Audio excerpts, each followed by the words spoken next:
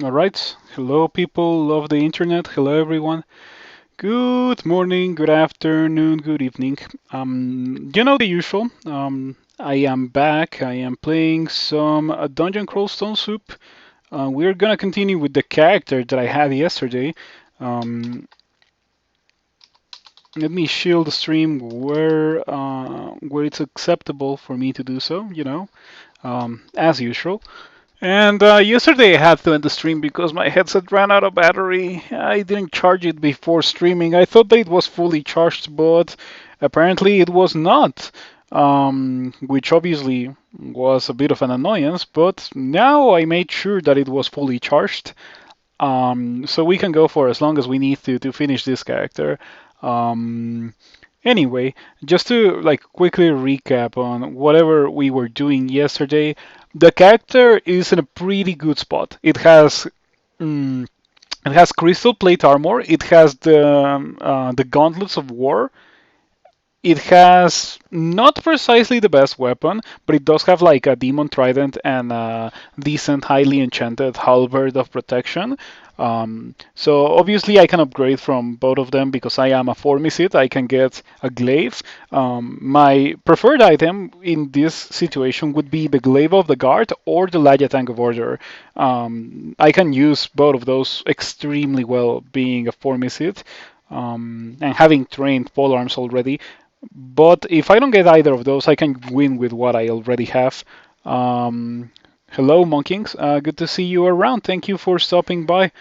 I hope life has been good for you all the way over there in Europe.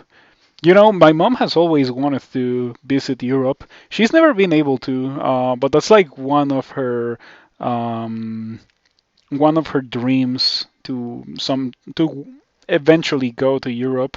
Um, I would like to fund that for her if I could, of course. Maybe in the future, maybe in the next couple of years, things get really good for me, and I can actually afford to do that for her. I would really like that. But yeah, leaving that out of the way, let me just finish shielding the stream and we can start. Um,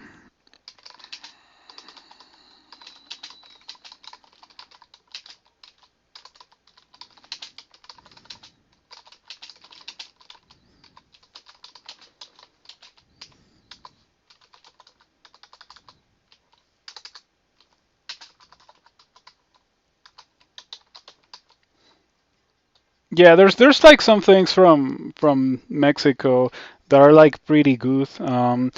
If it was up to me, like as personally, I don't think I would like to move to Europe. There's a fair amount of things I enjoy about Mexico, like the cuisine and the fact that I already am familiar with the environment. It's not like a new, unknown city and that kind of stuff. Also, I don't know how to speak French, so I would never move to France, but I would move to Spain, maybe like for a couple of months. I don't see myself like grabbing my things and moving there to make a new life all the way over there. Yeah, I don't think that would ever happen for me. But if it works for you, you do your thing, of course. You do whatever's best for you. But yeah, leaving that out of the way, let's actually play the game now.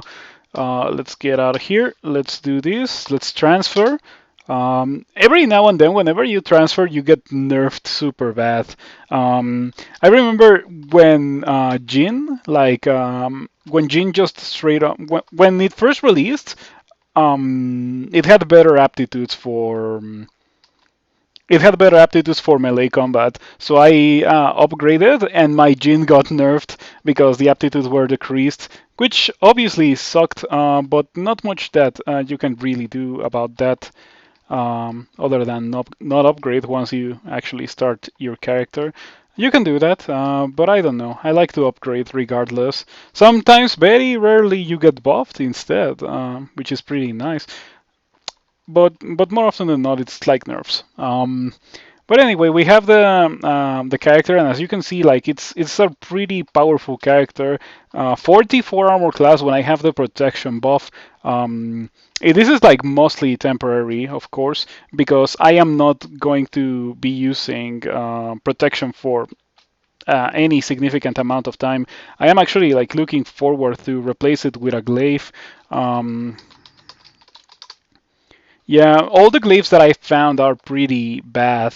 They are +0 unbranded, so definitely not worth it for me to throw away my halberd of protection or my other thing for one of those. But soon. Yeah. Talking about throwing things away, I am really thinking about throwing away the cloak for a scarf of resistance, which I have in a shop and I can already buy. It's probably a really good idea to do so right now, actually, because I'm getting hit by a lot of elemental damage that the Scarf of Resistance would help with. Obviously, it wouldn't really help for those lightning bolts. I don't have resistance to electricity, so these lightning bolts actually hurt. Yeah. And they're not even like multi-sapping me, it's just like hitting me once, but still.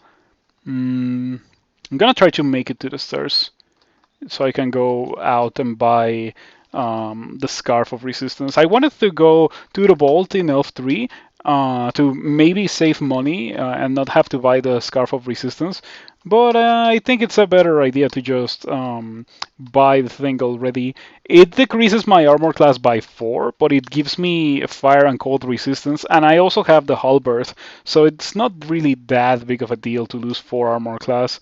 And it actually doesn't even matter at all because the more the game progresses, the more armor class I'm going to get from either training armor skill or from enchanting my crystal plate. So yeah, armor class doesn't really matter to me that much. I guess I can also get Tower Shield of Protection, which gives you armor class just because it is a Tower Shield of Protection. And I can also get better boots or just enchant those. So yeah, there's a lot of armor class that I can get. I don't need the cloak. This is kind of a loadout that I would not normally use because normally I would go for gold dragon scales, which gives you less armor class than the crystal plate, but they also give you cold, fire, and poison resistance. So you can like use your rings and your other item slots for whatever feels best for your character. But since I got crystal plate so early, I decided that I might as well actually take advantage of it, which is not something that I do very often. Anyway, let's go back to Elf.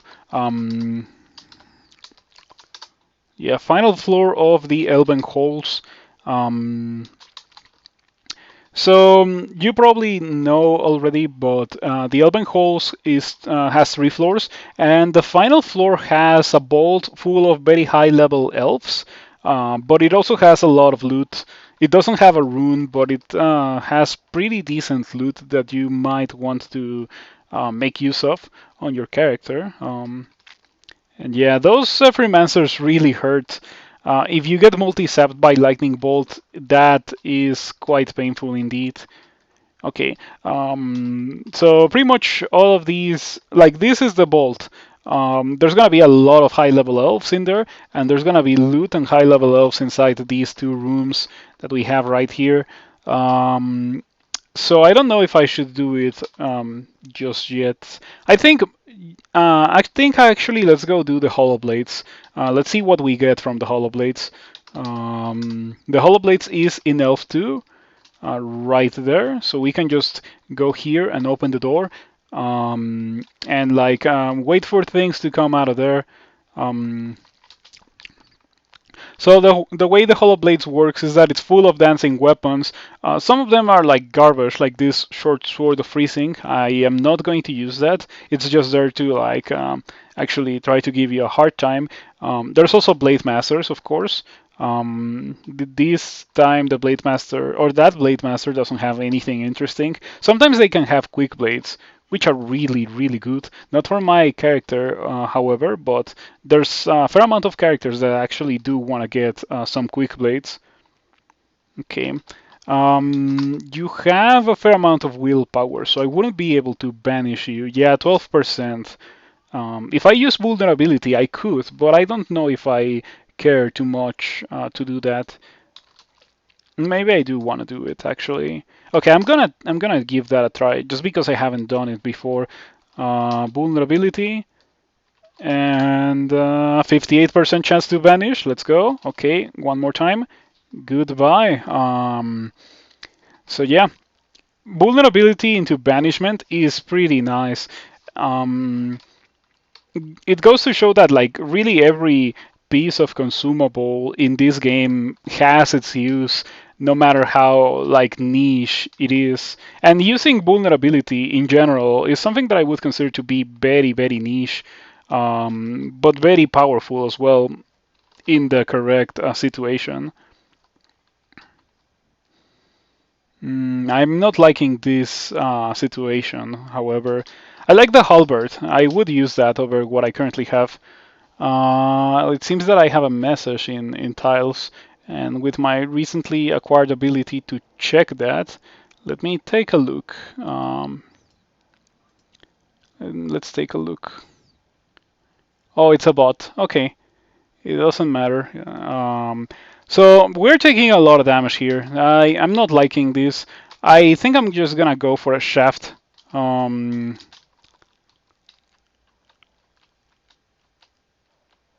okay, we landed not in the vault, which is always a very nice thing to happen. If we had landed in the vault, then the only real option that I would have had would be to enter the abyss, which is not that reliable actually. 16% chance to fail. I need to train more invocations if I want to have that be a real escape option that I can rely on. Because as it is right now, it has like a 1 in 6 chance to fail. Pretty much, it's like a 1 in 6. So, yeah, that's not precisely the most reliable thing. And if you're considering entering the abyss with that ability, you need it to be extremely reliable. Oh, look at that! Tank of Distortion. Well, that is much better than what I currently have in that department. If I end up using a Tank, it's probably going to be that Tank of Distortion. Though I really would hope that I don't have to use it, and I would prefer to use something else actually. Mm, yeah, I want this Vorpal Halberd. It is less enchanted, but it also has a much more damaging brand than Protection. Protection doesn't deal extra damage. Vorpal does, so it's just like a damage increase. What is this? A Trident of Venom. Okay, we don't care about that. An Anti-Magic Quick Blade. So those are the rare weapons that generated in these Hollow Blades. This place always has two rare weapons. They may not be the weapons that you want, or they may be. Among the rare weapons that can generate here are Quick Blades, Evening Stars, Triple Swords, Double Swords. What else can generate here? Broad axes. Broad axes are not so rare. Executioner's axes are. So executioner's axes can also generate here. Oh, of course, bardiches. I forgot about bardiches. But they can also generate here. Okay, I'm just gonna try to punch this Deep Elf Knight or to poke it with my halberd. Things are not looking quite good for me. I think I'm gonna try to bend space to try to reposition into a into a place, a position where I'm not getting hit by a million elves and dancing weapons at the same time. This might work. Oh, it has too much evasion, so I cannot really rely on my attacks to hit it. I should probably use Ice Blast. It's immune to willpower, as pretty much all dancing weapons are, so really hard for me to kill it like that. I guess I can also use Corrupt. Corrupt is a good panic button. I would like to define it like that. It, as the ability says, it just like summons a ton of abyssal monsters that are not necessarily your allies. So they will attack you if you stand in their way. So the best way to use this is, in my opinion, just to like use it and then run away. and like stay away from the fight, wait for everything to die and for the summons to go away, and then you can just like reap the rewards. It might be a good idea to do that right now. Really thinking about it. Yeah, sure, let's do it. Why not? I have a lot of Lugonu piety. Right. Does it cost HP? Oh, it does cost a small amount of HP, but it does cost HP. So now all these like abominations and horrors and um, tentacle things from the abyss are just gonna like sit there and kill everything for me. And now we can go back and see what's going on.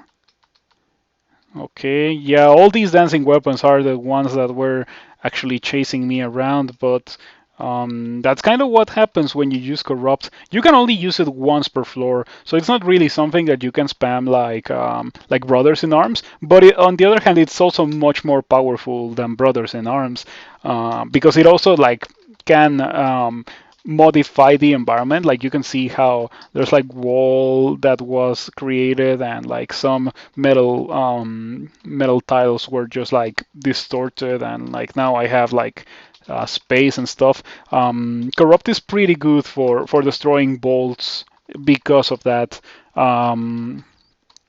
Unfortunately, since it's not spammable, you cannot guarantee that it will actually like get you the desired result, but you can give it a try for sure. And talking about giving it a try, I could use Corrupt right here to hopefully break through one, two, three tiles and have access to the loot, and also have access to a much more favorable fighting place.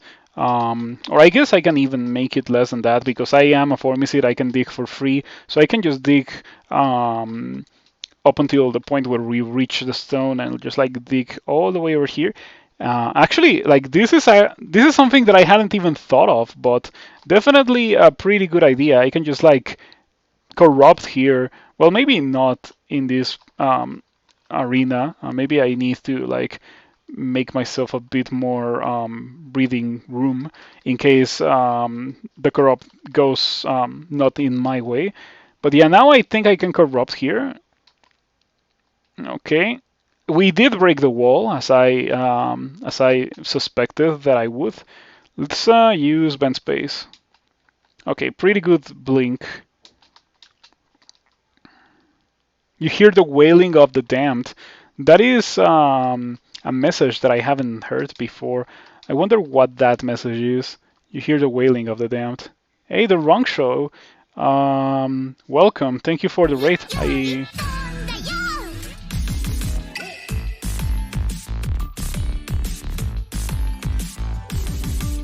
I appreciate the raid. Thank you so much for raiding.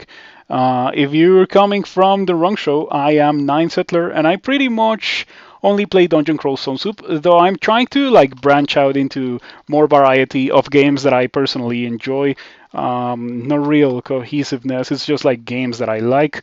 And today I am playing episode 2 of a series that I'm going to be doing for YouTube, where I win one of everything in Dungeon Crawl Stone Soup because I would like to think of myself as good enough in Dungeon Crawl Stone Soup to do that at will, pretty much. So since there's a lot of new players in the community all the time, I just like want to have those resources available to link to them easily, instead of like having to explain everything and stuff. I think explaining via example is the easiest way to explain something. But yeah, hello everyone. Thank you so much for the raid, and thank you for stopping by for sure. Reminds you of Dwarf Fortress. Well, Dwarf Fortress is also a roguelike. I have a lot of people from my community enjoy Dwarf Fortress. I personally downloaded it, tried to fire up adventure mode, and I decided that it was not really my thing. So I haven't really gone to Dwarf Fortress since. And right now we're doing the final level of the Elven Halls, which is a level with a bolt. This thing that you see right here, it was not like randomly generated. It was man-made or maybe woman-made. I actually don't know, or whatever made. And it always generates like this whenever it does generate. There's no like variance, and it has a bunch of very high level dangerous helps that can summon a bunch of earth elementals, as you can see here. Unfortunately, I'm having a bit of a hard time here, so I don't really know what's the best thing to do now. I'm gonna think about it for a second. But yeah, if you have never seen this game, you should give it a try. It's free. You can play it online. You don't even have to download anything at all. You just have to go to the website and like make an account, and you can give it a try for yourself. And let me tell you, this game is really good. It's really replayable. I have been playing this since 2011. Obviously, with like breaks. I don't play daily. I play on and off, but I have been coming back to this game since 2010, and I just love the game. It's really good, really well made, really enjoyable, and most importantly, it's in constant development. So like every 6 or 7 months or so, there's like a new version with changes and new things and nerfs and buffs, and like the experience evolves along with you as a player. If you remain constant, you can also like just give it a break of a couple of years and then come back, and the game will be still similar but very different. Like you can still retain some things from previous experience, but you will be greeted by way too many things that you have never seen before, which really sells the experience for me. You're the same with RimWorld. I've also seen RimWorld. By the way, that leads me to ask the wrong show. What were you playing? What were you doing? Yeah, what made you decide to rate me? By the way, I've already said it before, but I really do appreciate the rate. Definitely pretty nice. And I am thinking about my options here because these Earth Elementals, they're kind of tanky. They don't really have that much HP, but there's so many of them, and they hit kind of hard. So getting to the real issues, which are these deep elves on the back row, is kind of annoying. Fortunately, I am wielding a halberd, which allows me to try to attack through monsters. There's a chance for that to work, or there's a chance for me to just hit the monster that's in front of me, or the monster that is in the way. But if it works, I would certainly appreciate it. But yeah, it happened there. The Earth Elemental is in the way. You punctured the Earth Elemental. Kind of annoying, but not much that I can do about it. The wrong show were doing the wrong news. Oh, look at that. I might have to check it out someday. So yeah, I am playing a Formicid, which is kind of like Ant People, and you have like a couple of abilities as a Formicid, or rather, not really abilities, but like quirks from being an ant person in this game.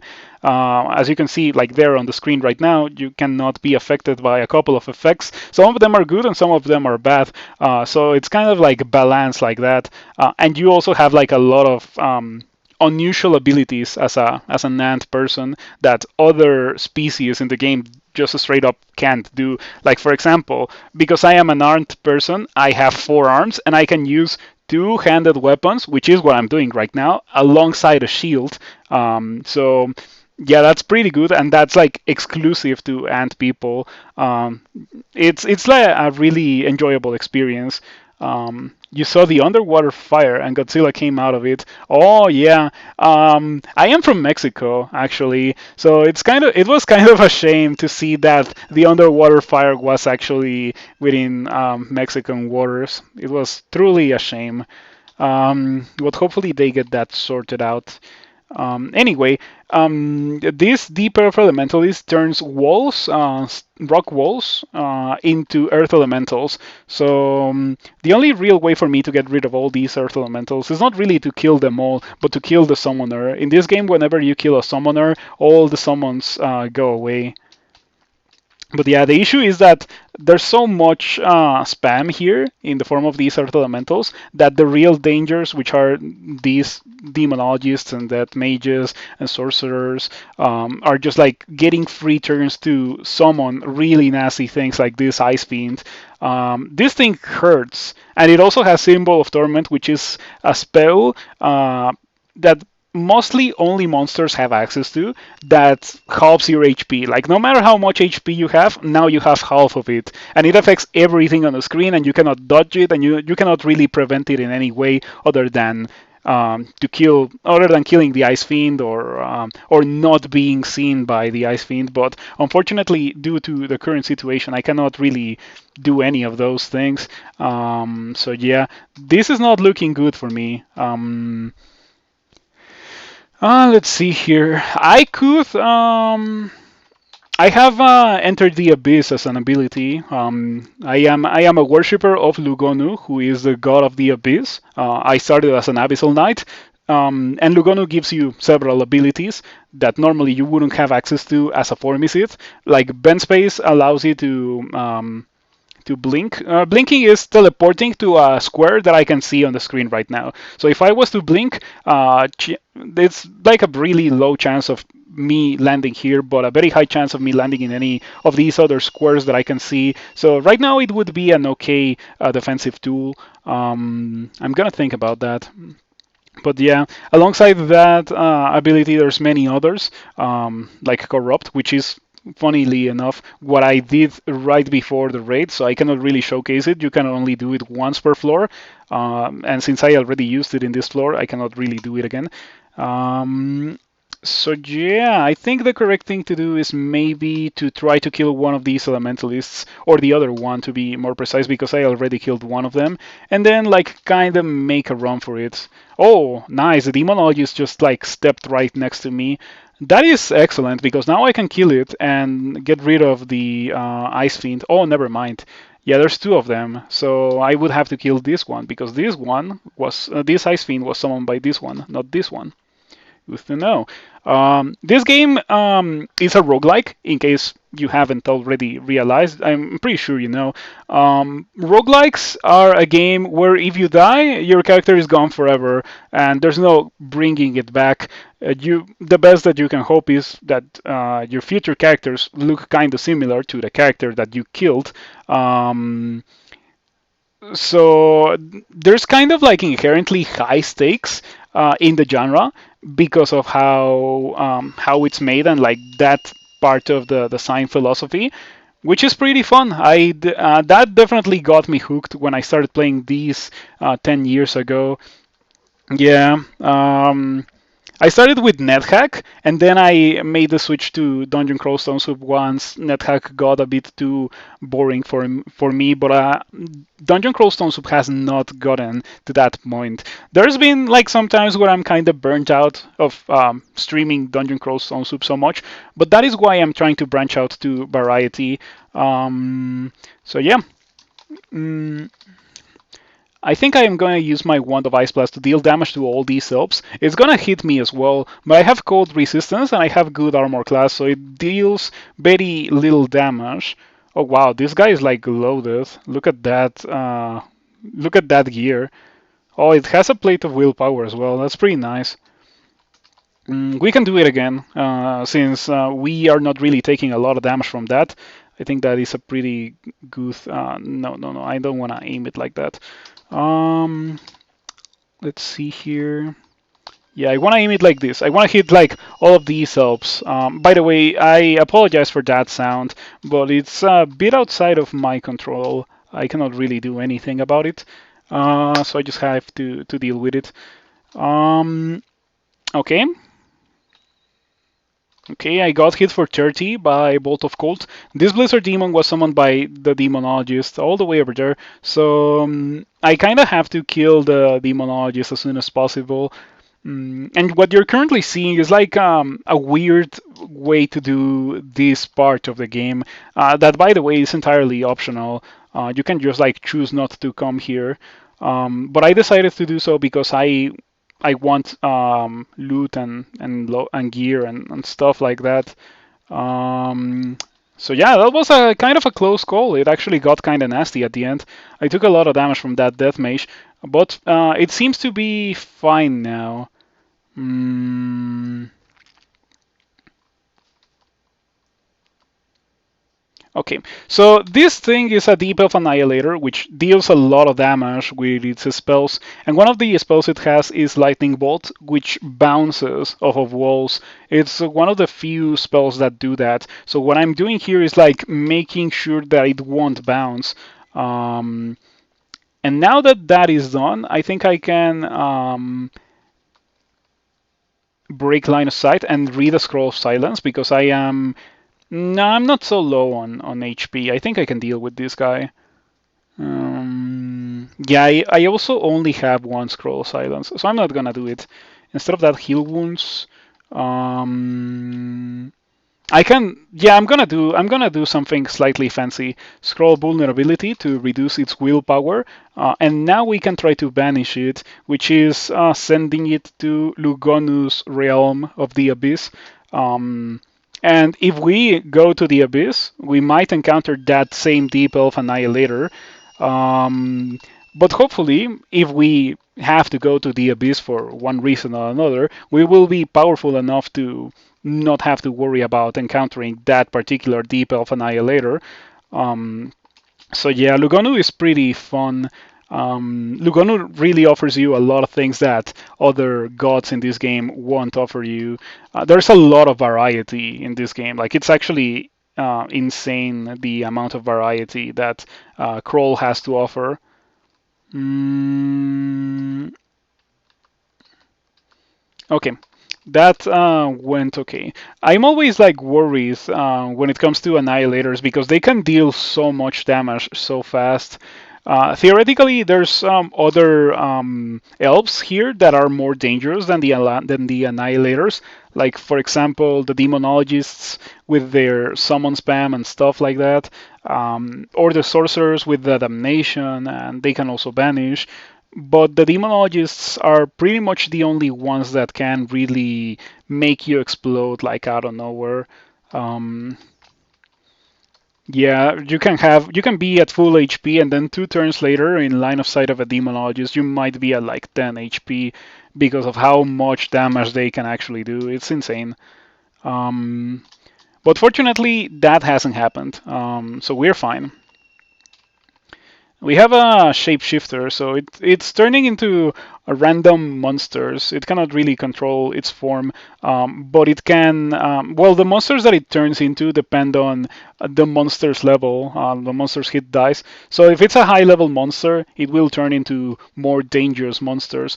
And a very high level shapeshifter can be extremely dangerous because it can turn into caustic strikes or other extremely dangerous things like juggernauts as well. But fortunately, that was not such a high level shapeshifter, and I was able to tell because of the kind of monsters that it was turning into. That's the kind of thing that comes with experience, I guess. So I use my scroll of silence here, and what it does is that when you're silenced, you cannot read scrolls, you cannot cast spells. I don't know spells, but if I knew, I wouldn't be able to use them, and I cannot use most of my abilities because they require me to speak to be able to use them. So the same goes for monsters. Monsters actually, well, some of them. Can't cast spells, can't really do anything other than hit me. And since these elves, they're pretty much all spellcasters, having them silenced makes them much easier to deal with.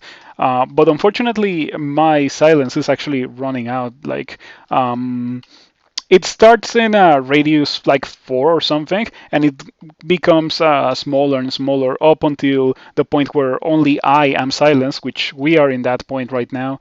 And then I become on silence and my hearing returns. And if I had silence or more sources of silence, I could do it again, but I don't have that, unfortunately.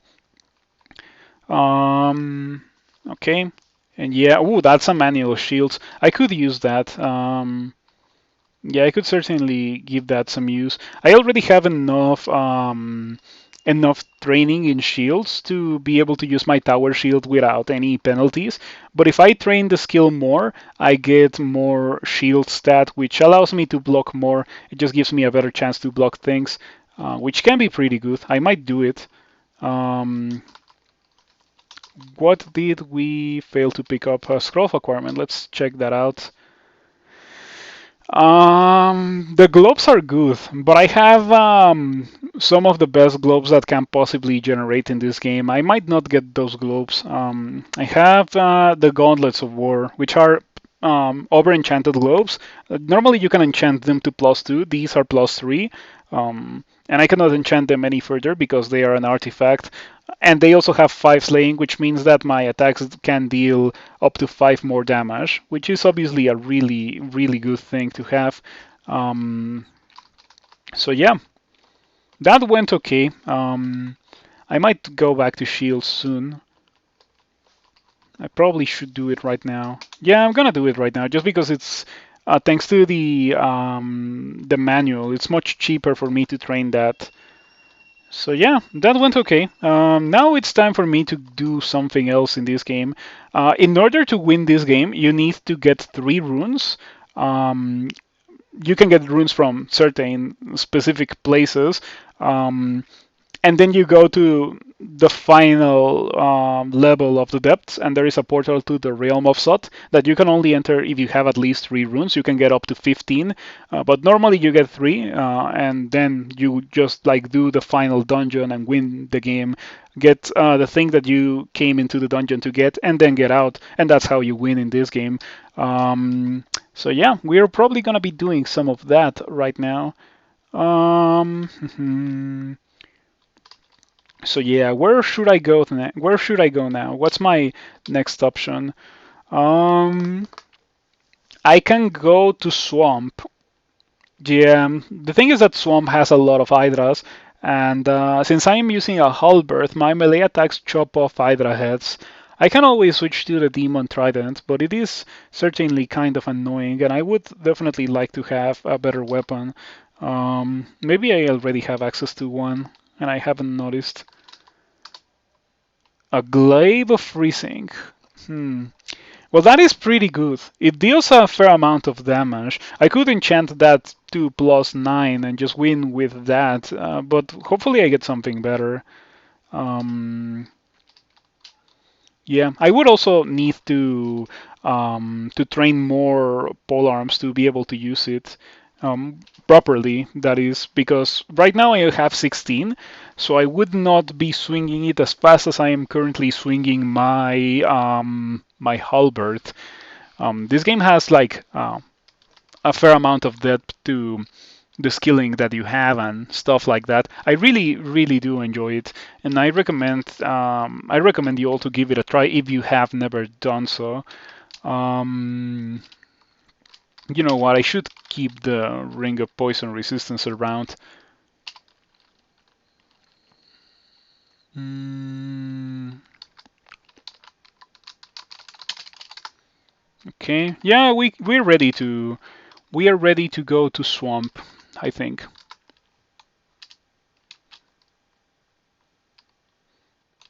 Okay.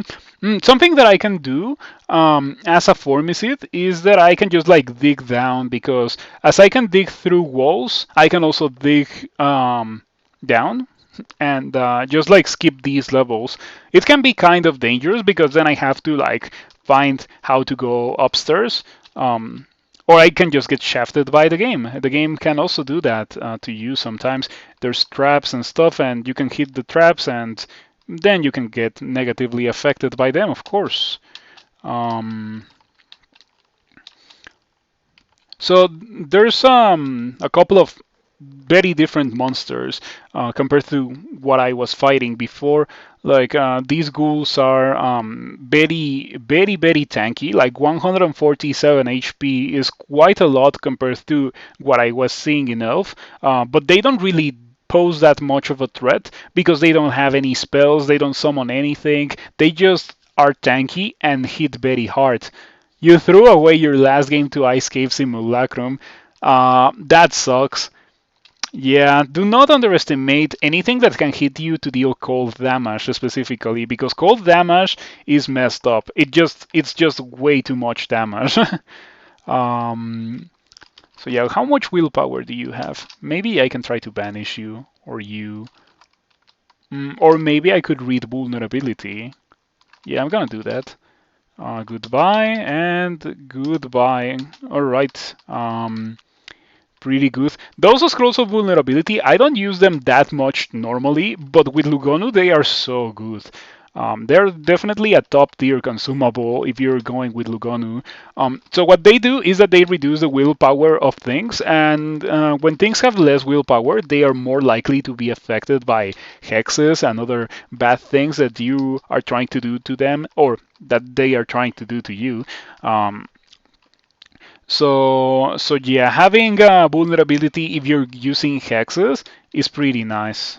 Okay, and that is why I kept the Ring of Poison Resistance around, because I knew there was going to be swamp dragons here, and swamp dragons can just like spit poison in you at you and make you extremely poisoned if you have to stick around in the poison cloud for more than like 2 turns or so, unless you have poison resistance. Mm, Okay, that is the first Hydra that I see here. Fortunately, I also happen to have a Demon Trident, and we can just like use the Demon Trident to poke the Hydra. The Demon Trident doesn't chop off its heads because it's a trident. It doesn't have a blade.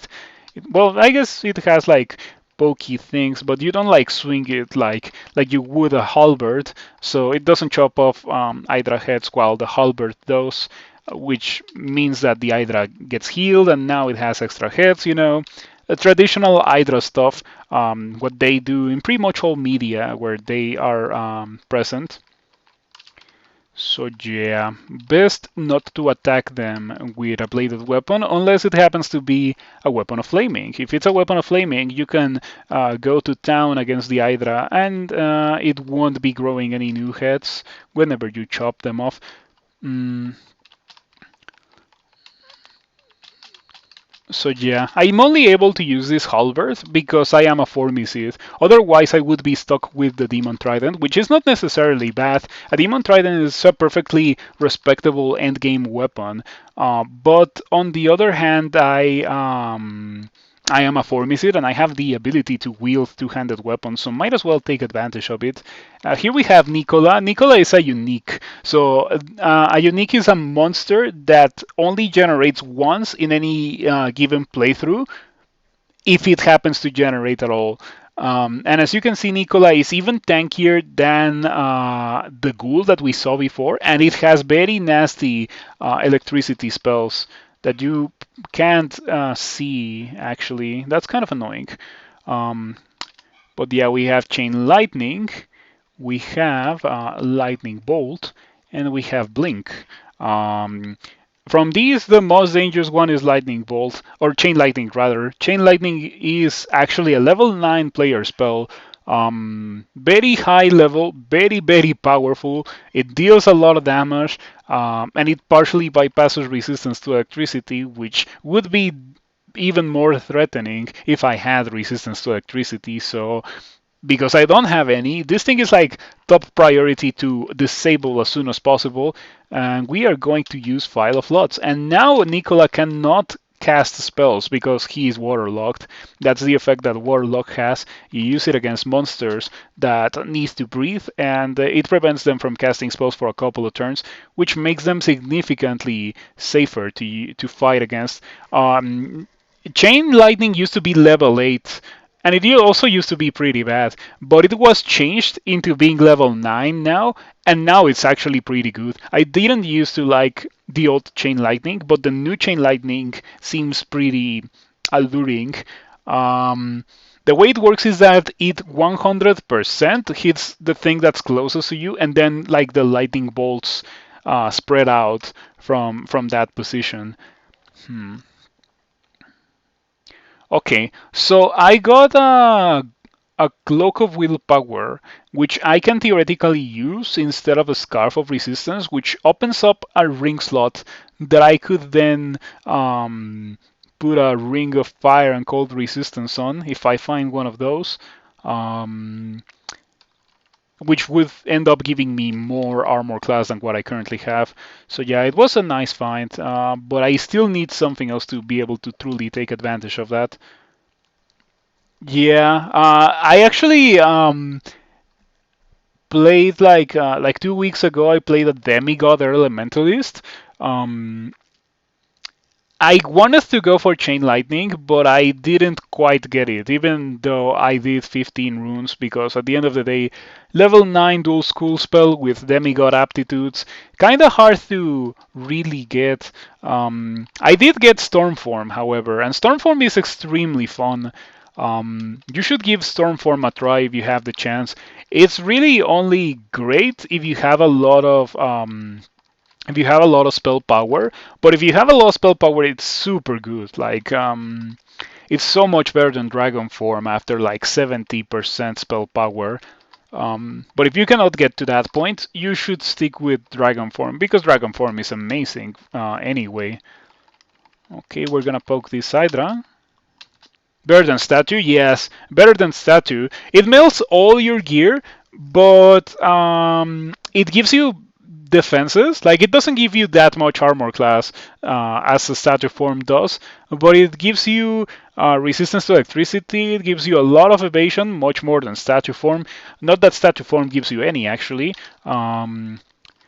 This thing gives you evasion, and you also get cleaving attacks. So with your unarmed combat, you hit everything that surrounds you, um, just like with what's it called, an axe. Yeah, pretty much the same as with an axe.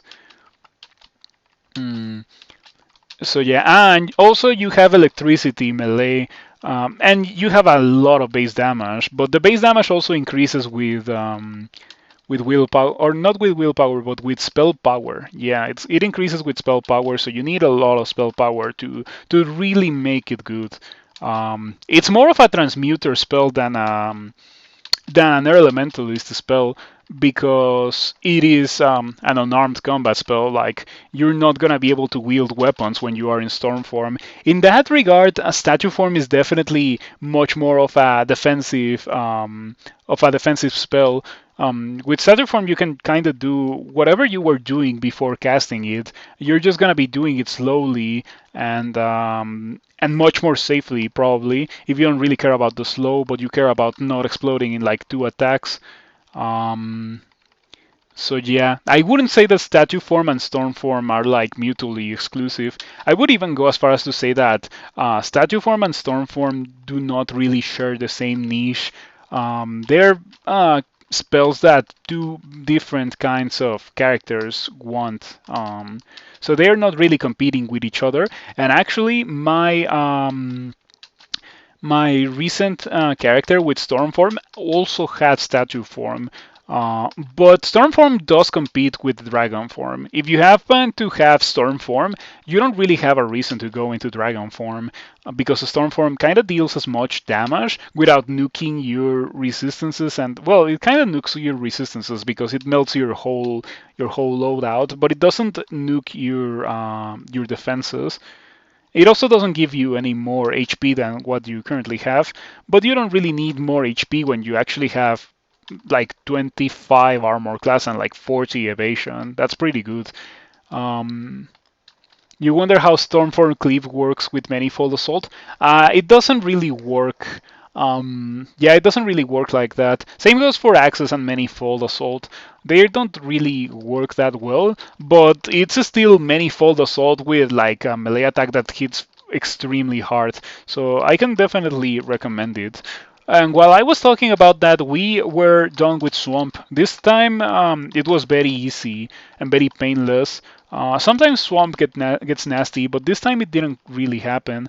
Oh, a Fence Strider, which, okay, you can paralyze, but I am immune to that. But you also have Agony, so I don't want to get Agonied.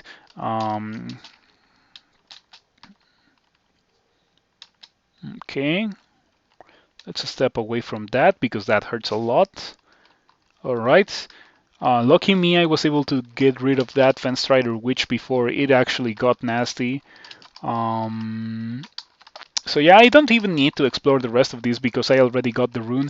I can just get out with no big deal.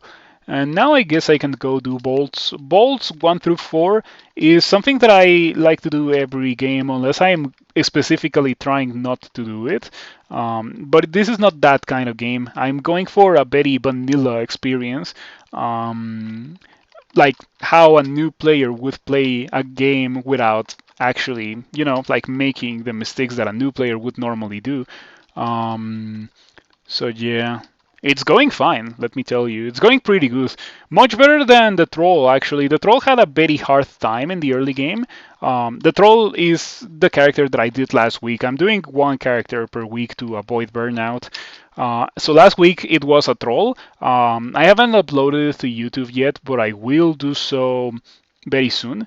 Probably tomorrow. I'm gonna go through the video on demand and like crop it and upload it to YouTube, so I can leave it there for posterity. But if you want to watch it, if you didn't catch it, you can always go to the videos on demand on Twitch, and it's there.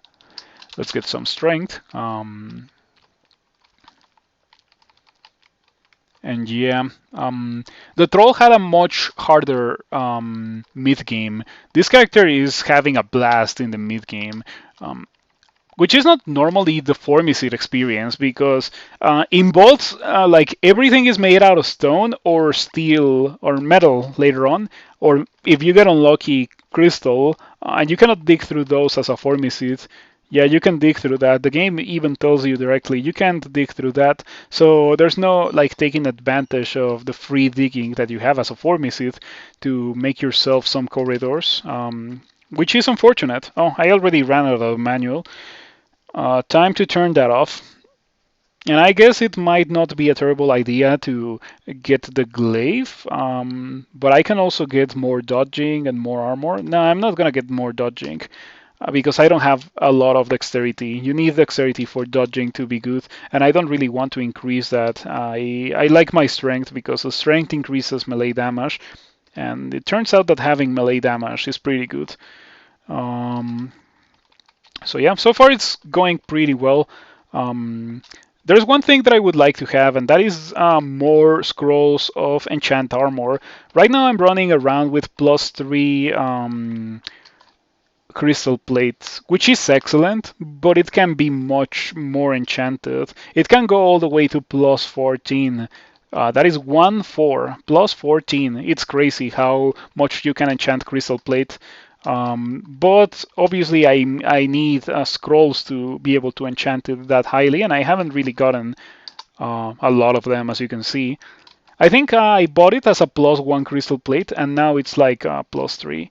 Just for curiosity, let's step on this. It's not really a good item. It's a +0 level leather armor, so there's no point in even picking it up, considering how I have what's probably the best armor that I'm going to get in the game in the form of this crystal plate.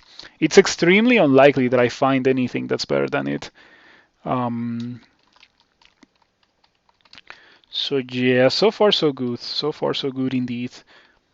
Okay. I also have regeneration, which is definitely quite helpful. As you can see, like my HP is just going up like crazy during these fights. So even if I take a hit of 20, if that is not happening like literally every turn, we can just like deal with it and regenerate during the fight. So I end the fight with a lot of HP thanks to the Amulet of Vitality. Also, that explains why I have so much HP. Yeah, yesterday I was wondering why I had so much HP, even though I am a Formicid. It is because of the Amulet of Vitality. Um, Alrighty, so far so good. Nothing really bad happened in Bolts 1. Bolts 1 is usually like a make it or break it for most characters. Um, Yeah, things can go pretty bad in Bolts 1, but this time it didn't quite happen.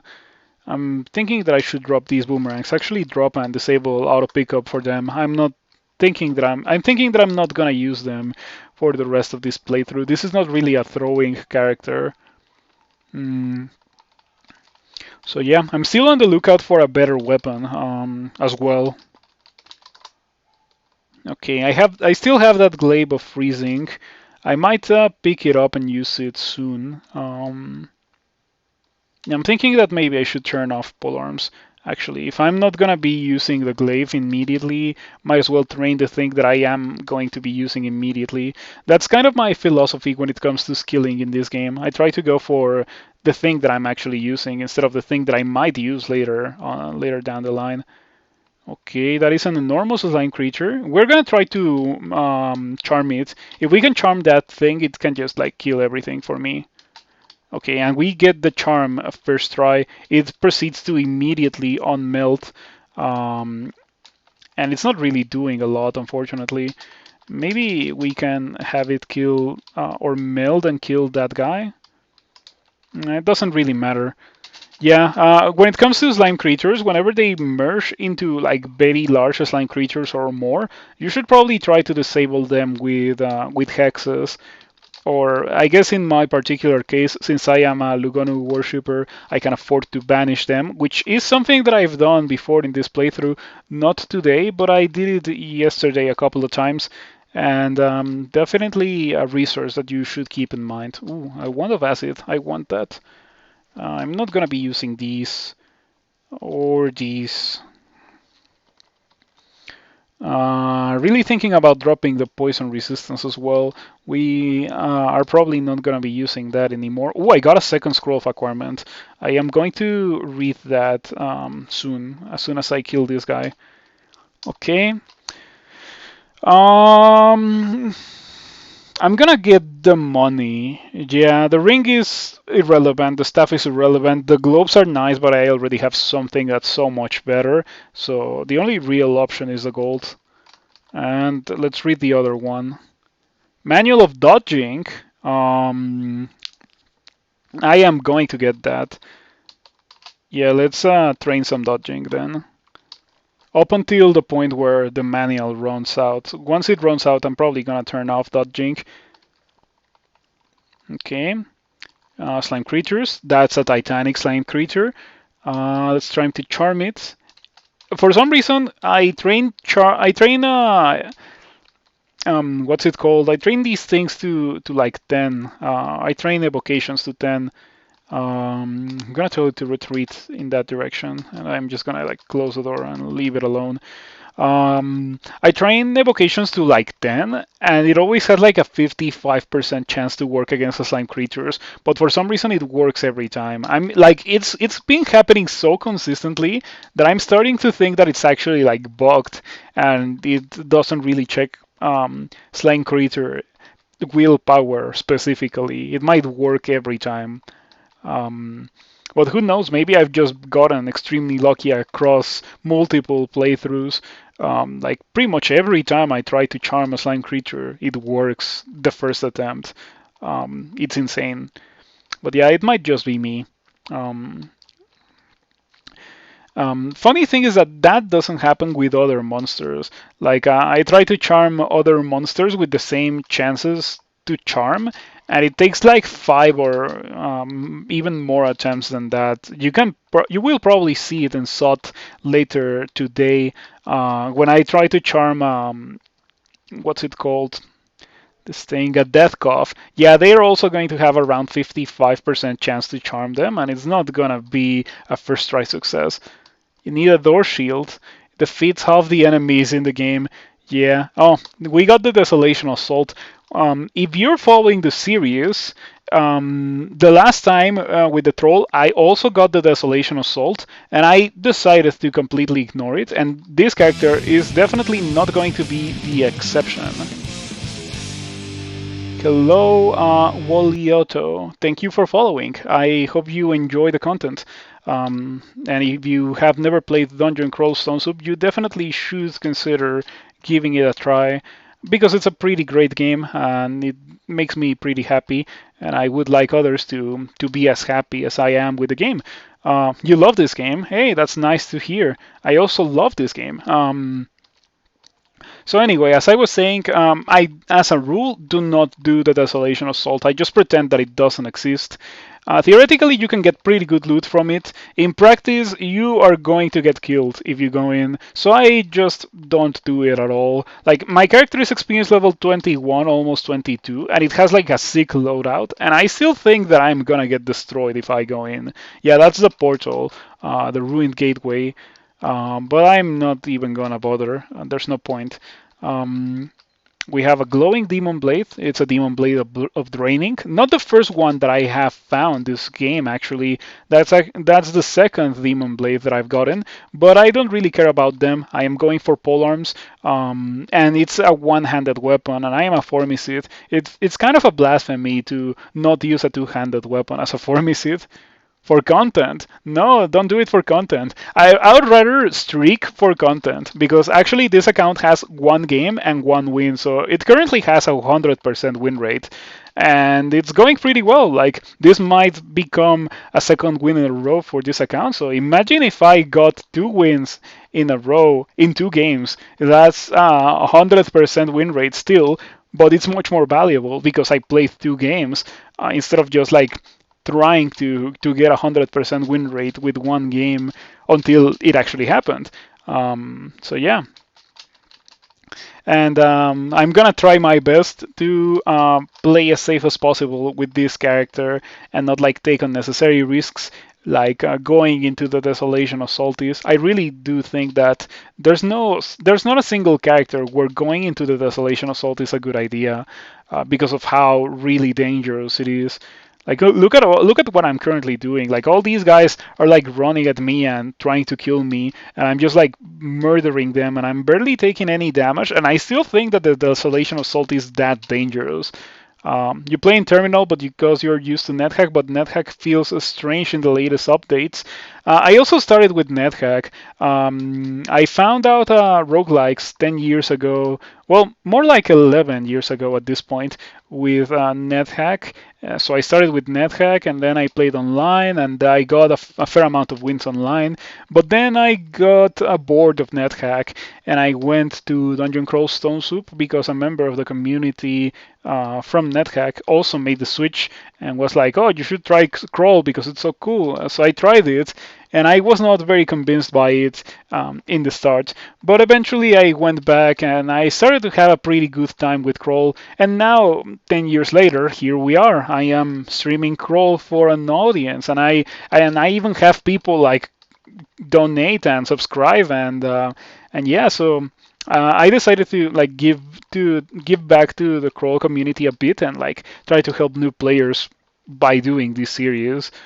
Um, so yeah, and I've been having a good time with this series so far.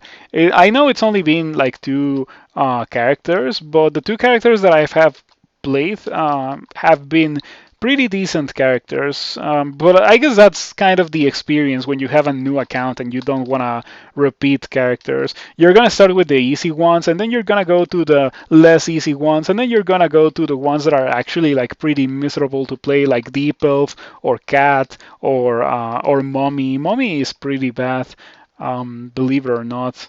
But I would say that Cat is even worse than Mummy, because like the Cat experience in Dungeon Crawl Stone Soup is like you have 2 hits pretty much. It's not quite like that because you have like an HP bar, but you have such little HP as a cat that for practical purposes, you have 2 hits of HP, and if you get hit once during a fight, you probably should just like leave the fight and try to disengage because chances are good you're not gonna survive a second hit because of how little HP and defenses you have as a cat.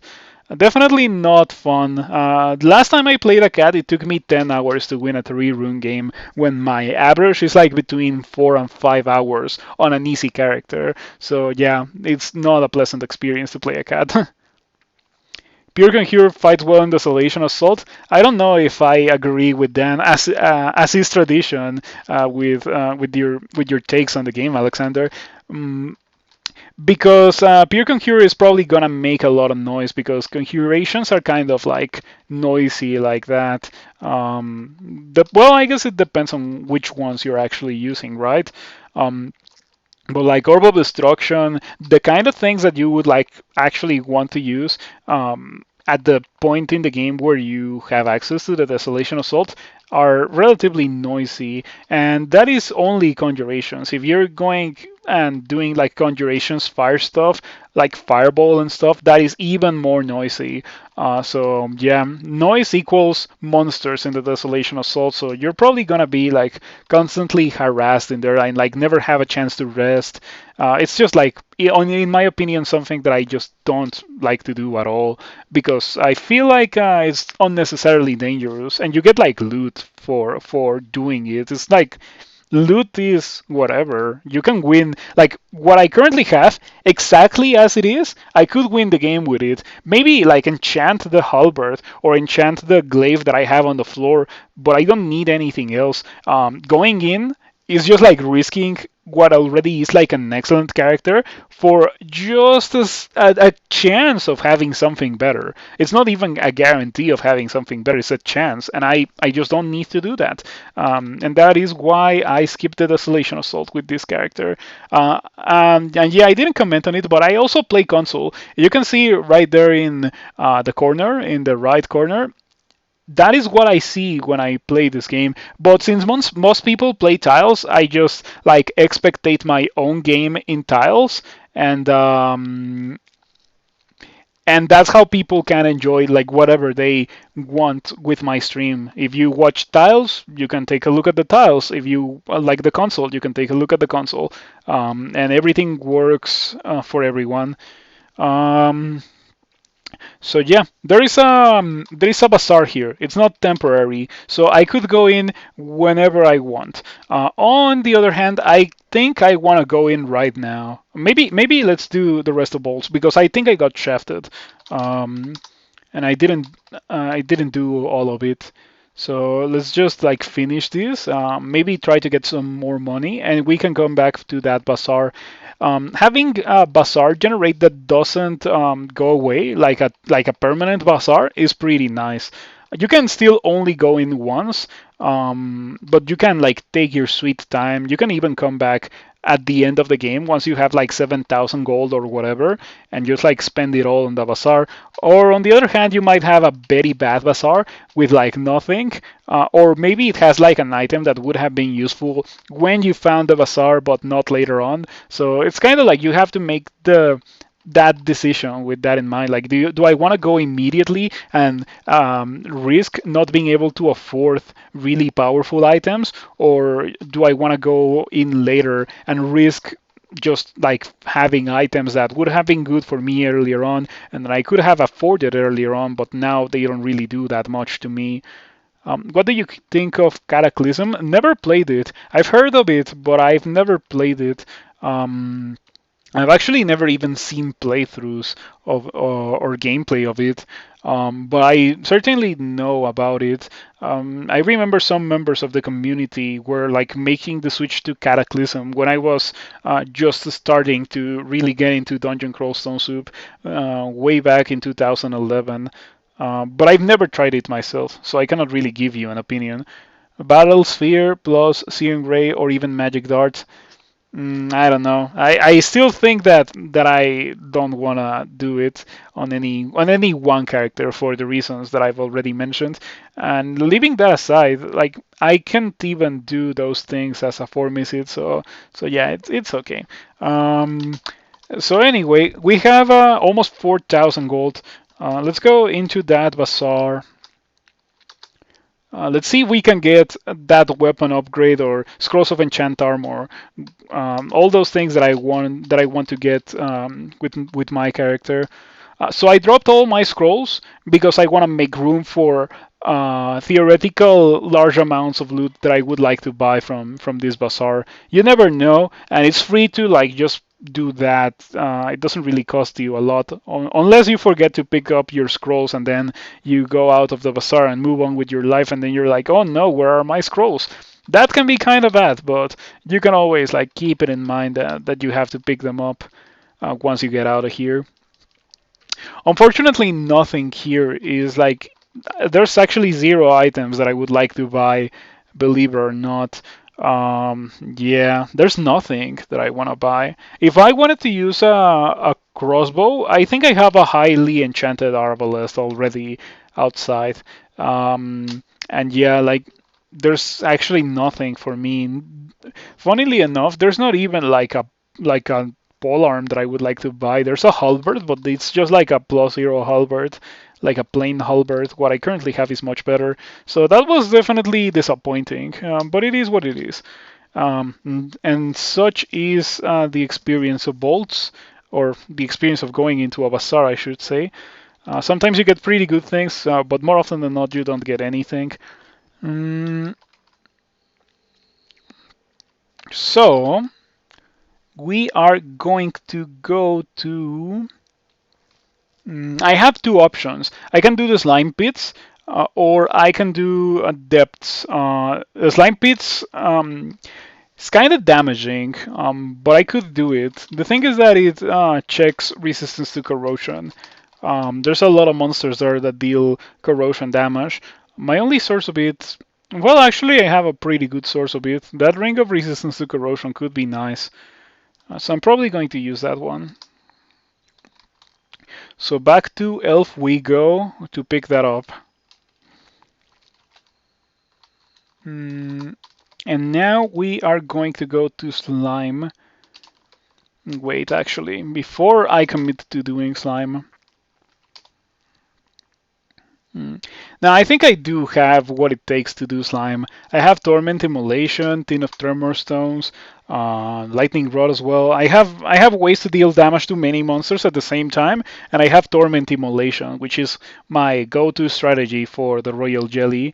It might be annoying for me to do that, because normally I like to haste and teleport before and after to not deal with all the slimes.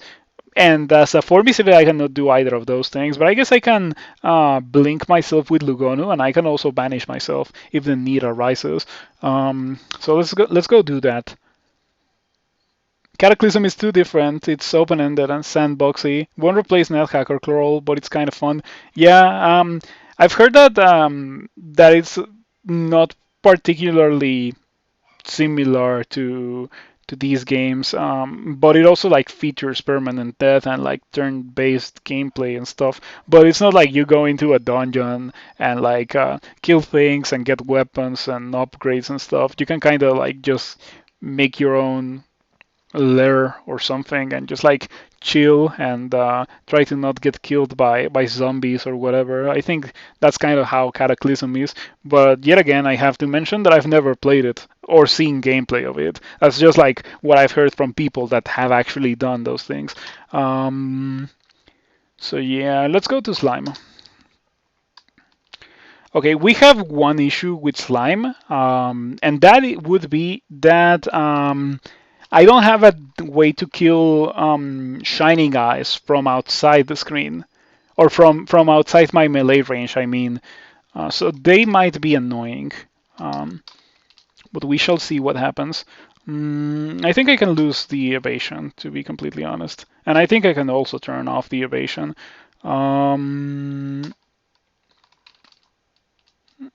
I'm just gonna train polearms for that glaive. It's getting late in the game, and I don't think I'm gonna be getting a better weapon than that glaive of freezing that is on the floor. So soon I'm gonna be forced to upgrade into it, which is okay. It's a decent weapon. I was just like hoping for. As I mentioned before, my ideal weapon with this character would have been the Glaive of the Guard, but it's so specific of a weapon that it would be a miracle if I actually got it. By the way, you cannot dig. Oh, you can dig. I didn't know about that, but apparently you can dig through slime covered rock walls. That is certainly nice. All right. Thanks to my resistance to acid, the rock walls don't really deal that much damage, so I can use them to maneuver the Shining Eye into being close to me, so I don't have to eat random bad mutations for free, and I also don't have to use like consumables to try to kill it before it malmutates me. So yeah, that's pretty nice. Pretty nice.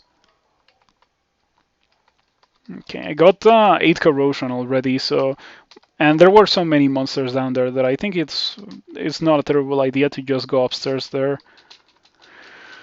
Alrighty, pretty good. It turns out that if you wield, well, no matter what you wield, if you have the gauntlets of war, you're still gonna be able to kill things really well because you have the gauntlets of war. That's how good they are. They are like really one of the greatest things that you can find on a character that actually wants to kill things like that.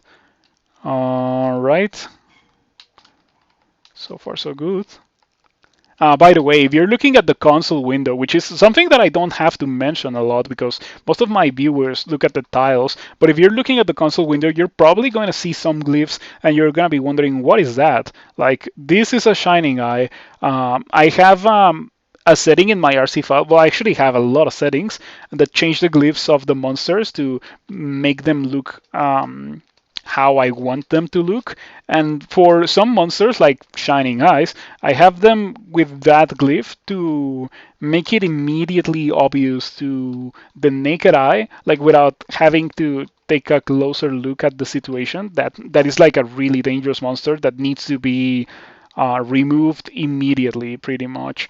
And it has worked for me quite well. That actually, I think, has helped me win more ever since I added that feature to my RC file. That and the script that I have that tells me how much HP I've gained or lost in any given turn. Those two things have been wonderful. So I would recommend you to try them in your own RC file if you haven't done so already. You can take a look at my own RC file, and you can like just grab the things from my RC file that you think are going to be useful to you. Because I know that I have a lot of things in my RC file that are pretty much only useful to me. But I would like to believe that some things like the script and maybe some of the glyphs as well, if you play console, are useful to everyone. So. It's not immune to willpower, but I don't think I can use Mind Burst on the Shining Eye because it is an eye. Yeah, not susceptible. You're trying to learn web tiles, but it's so difficult without the mouse. Oh, well, that's funny. That's certainly a funny thing. I've never played a roguelike with a mouse. No, actually, that's a lie because I did try Doomarel with the mouse. And also Tome, because Tome didn't really have fast travel, menu-based fast travel, so the fastest way to travel in Tome is to use the mouse. I found it to be kind of cumbersome, but I can see how people can get used to that, and then can have a hard time not getting used to that to transition into like web tiles or something. And for some reason, unique mobs aren't named. Oh yeah, I've seen that too. Like I think in local, some uniques have like names, and in tiles or in web tiles that is not the case. In console, they obviously don't have names, but you can see them in a part of the screen that is currently not visible because because my console covers it, but like you can always see what everything is. So yeah, it's probably gonna take you a bit of getting used to, but I would definitely recommend you to play online because it's a pretty nice thing to like keep your record and just like remember like old cool characters that you've had, and like you can always pull out or pull up the log of the character and be like, oh yeah, like I did this before, I won with this title, or I tried this god, I got this weapon, I did this thing with the character, and you just have access to that in the blink of an eye thanks to being able to play online, whereas if you're playing locally, you don't really have access to that kind of thing. So that's why I've never won a game of Crawl locally. I think I started maybe one or two games, and I definitely have a couple of versions downloaded, but I don't really play them. Whenever I have the need to play Crawl, I only play online. But I do think it's a nice idea to have some versions of Crawl downloaded in case you need to play and you don't really have access to an internet connection, which is definitely something that can happen. Um, okay, so I'm going to do the Torment Emulation strategy. This is a real jelly. Unfortunately, it's not, or unfortunately, it's too close to me. I cannot really do too much about that. Um, I cannot teleport and I cannot shaft myself. And I cannot banish it for multiple reasons. Even if I could banish it, which is not really a thing that I have access to, yeah, 0%. And if I read vulnerability, I'm pretty sure it would also be 0% or very close to 0%. But if I banish this thing and I don't kill it, the bolt doesn't open. So in order to get the rune, you need to go to the abyss, find the royal jelly, and kill the royal jelly in the abyss just to have the bolt open in slime. It's really bad. So don't ever banish the royal jelly. Um, so yeah, leaving that aside for the moment, the Torment Emulation strategy, as the name indicates, is to use a Scroll of Torment. That obviously hurts you, but it also hurts the royal jelly, and more often than not, it hurts the royal jelly a lot more than it hurts you. And then you use a Scroll of Immolation. Oh, that is not good. I typoed into reading silence. I think that also happened in my previous run. Um, yeah, I really should add an inscription to the scrolls of silence so I don't read them like that. If there is one item that you should not read um, accidentally, it's a scroll of silence because then you have to cancel out of the silence and it's like very expensive consumables. Silence is expensive and cancellation is also very expensive.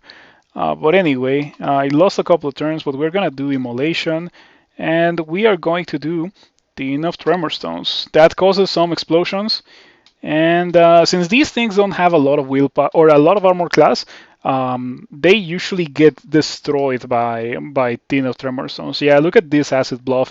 It was at full HP, it had around 100 HP, and now it's almost dead from a single use of Tin of Tremor Stones. So we are going to use Ice Blast. Yeah, we're going to use Ice Blast. That is going to deal damage to all these slimes. And the one that's almost dead definitely exploded. I got hit for 23, including my own self-damage with Ice Blast, but it's not a big deal. We're still doing like pretty well, and we're definitely winning this fight. Yeah, there we go. And it's over. Mm. Oh, it's not over. Well, that is surprising. I thought that I would have killed the royal jelly with that, but it doesn't seem to have been the case. But anyway, we're still like doing quite well. We're definitely winning. If things get really bad, I can always read a scroll of fear to fear everything except for acid blobs. Acid blobs have too much willpower, so they wouldn't be feared by that. Hmm.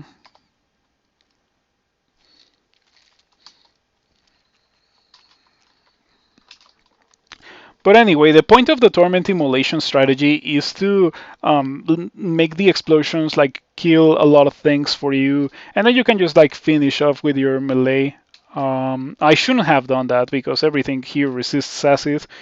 Easy to forget actually, since pretty much everywhere else in the game things are very vulnerable to acid. Uh-huh. Ouch. That was a lot of damage. Hmm.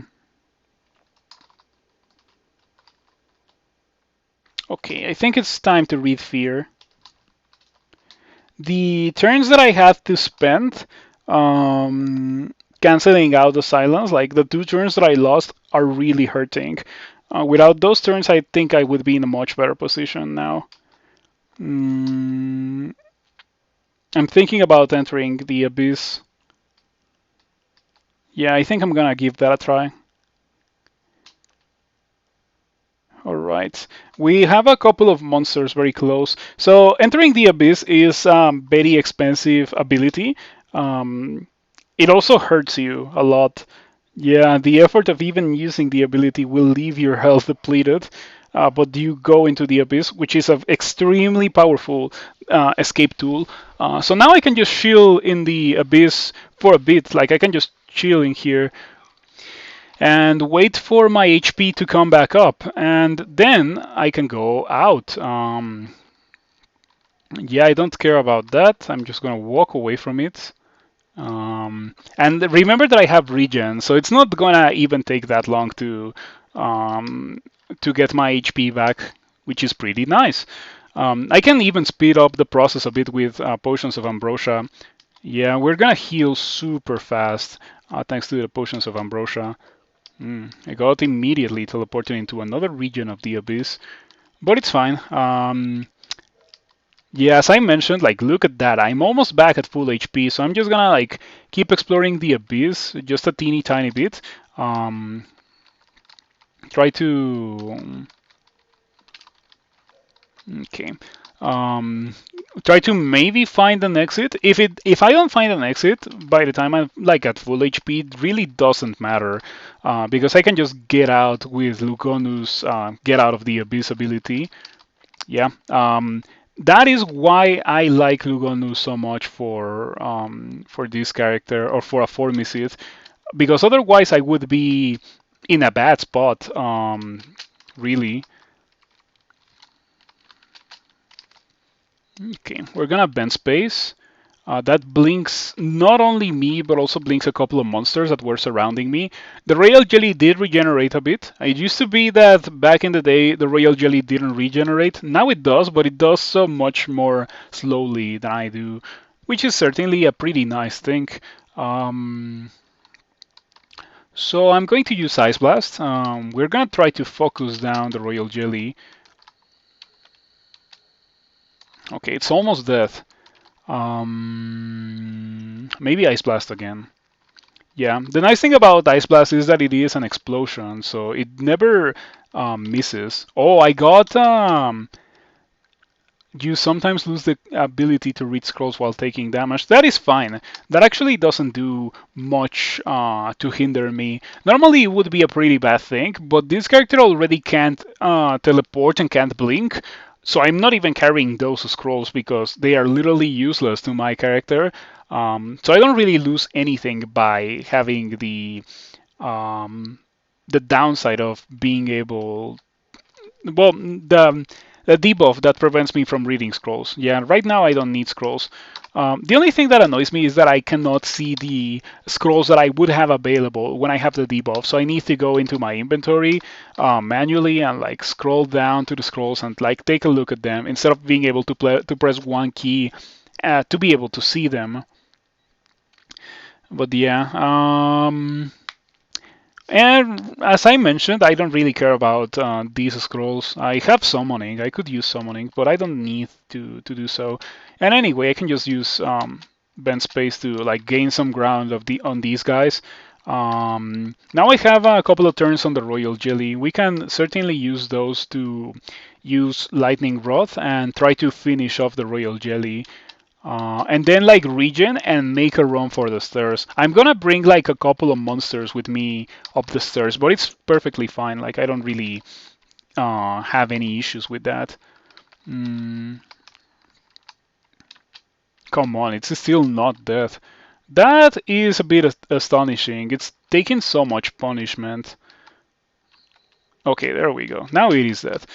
So the thing is that these rock slimes have a trample attack. They can hit you to knock back the defender if any damage is dealt. So you can get knocked off the stairs by them, and they're also fast. So you cannot really like make a clean run for it on the stairs. And probably the best thing to do is to go to the corridor and try to fight them in like honest combat. Honest one versus one combat in the corridor instead of like trying to go to the stairs and then trying to go upstairs and having the experience of being immediately knocked away from the stairs by these things. That kind of sucks. So yeah, I guess I can also keep running away. These things are permanent. They don't give any experience, but they are permanent. So I could, well, not really. I cannot wait them out like I would normally. Well, other summons would just like go away on their own. Um, but unfortunately, that's not an option that I have right now.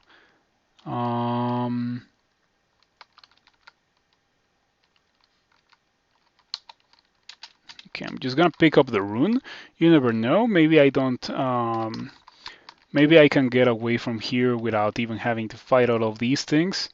That is a fantastic ring for my character. I'm gonna pick it up. Um, Bend space. Okay.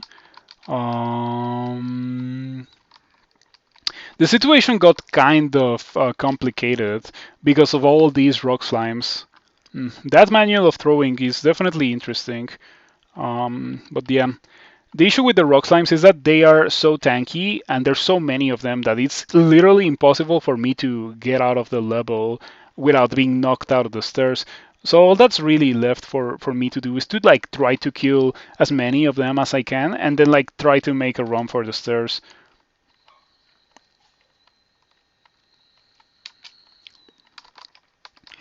Okay, yeah, there were so many rock slimes. We've already killed like three of them, but the thing is that they have so much armor class that killing them is not particularly the easiest thing. Box can be strong. Box of Beasts? Yeah, maybe I should do that. Like, maybe I should get some chimeras. Actually, probably what I should have done in the fight against the Royal Jelly was using Phantom Mirror to copy the Royal Jelly. Because if you have an allied royal jelly, it's also going to spit allied jellies whenever it takes damage. So I don't know if it would disappear if Immolation Explosion deals damage to it. But if it doesn't, that means that I would have a lot of allies. Um, yeah, and it's something that I didn't really think about because it's not something that I normally do during that fight. But it's definitely something powerful. I'm probably gonna do it in the future. Usually you use that instead of Torment. I see. But I like the Torment Immolation strategy because it gives you a lot of enemies to immolate to hopefully kill the Royal Jelly. The inclusion of Quicksilver Slimes unfortunately made it less consistent because these things are immune to willpower or to things that check willpower, you know? So even though scrolls of immolation don't check willpower, they are immune to that, which is kind of annoying. Hello, Railbird. Thank you for stopping by. I hope you enjoy tonight's content. We are yet again having issues with slime, but I still think it's much better than doing bolts. Bolts 5 can be a pretty messed up level. Mm,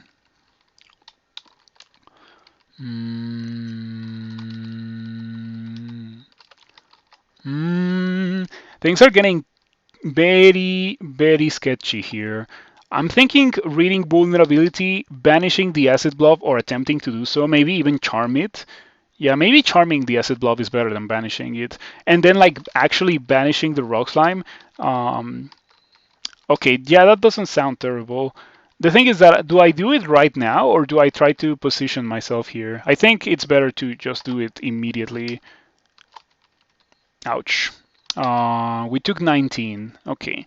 Um, what dealt damage? Slime creature hits you and splash of acid hits you. Annoying. Heal wounds. Okay, that healed me, and I happened to mitigate all the damage in that turn, so that went pretty well. Now let's see if we can charm that, just out of curiosity. 22, so we can't really charm that. 40% chance to banish. We can't banish it either. We could charm the rock slime. I'm pretty sure we could charm that. Unfortunately, I cannot really hit it. Yeah, 64% chance to charm. I can also corrupt. Yeah, I'm gonna corrupt. Corrupt will get me a lot of allies. Do I need? Yeah, I need mana to bend space. That is annoying. I only need one mana though, so it's fine. I can just like kind of wait it out. Okay. Corrupt also had a nice side effect. I can go here, and this gives me a corridor, so I can fight all of these things one versus one until I get knocked away from the corridor. But fortunately, when that happens, my summons from Corrupt will already have like greatly diminished the amount of enemies that I actually have to deal with. Um, Ouch! What happened there? Was that like oh, I know what happened. Uh, that was oh, it was a Tormentor.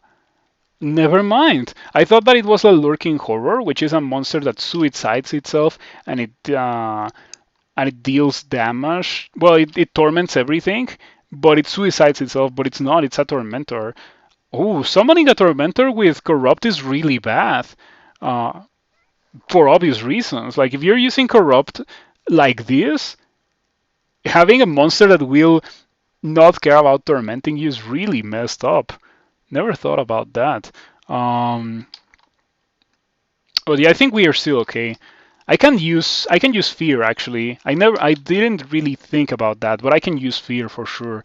And it would fear almost everything, if not just straight up everything, because these things are weak willed, and the things that are not weak willed um, are like a couple of yeah. The Quicksilver Ooze is like the one thing that is not weak willed. But it's almost that. So I can fear everything except for that one Quicksilver slime or Quicksilver ooze. On the other hand, if I get extremely unlucky and that fails, I would get hit by this. I would get hit by these two. Um, Maybe we drink heal wounds. Okay, excellent heal wounds. I got healed so much. 29 and not taking any damage during that turn is massive. Like, I think I'm gonna survive this. Yeah, before that 29 heal, I was actually not very sure that I would have been able to survive it. But now I feel very confident. Yeah, there we go. Look at that. Um,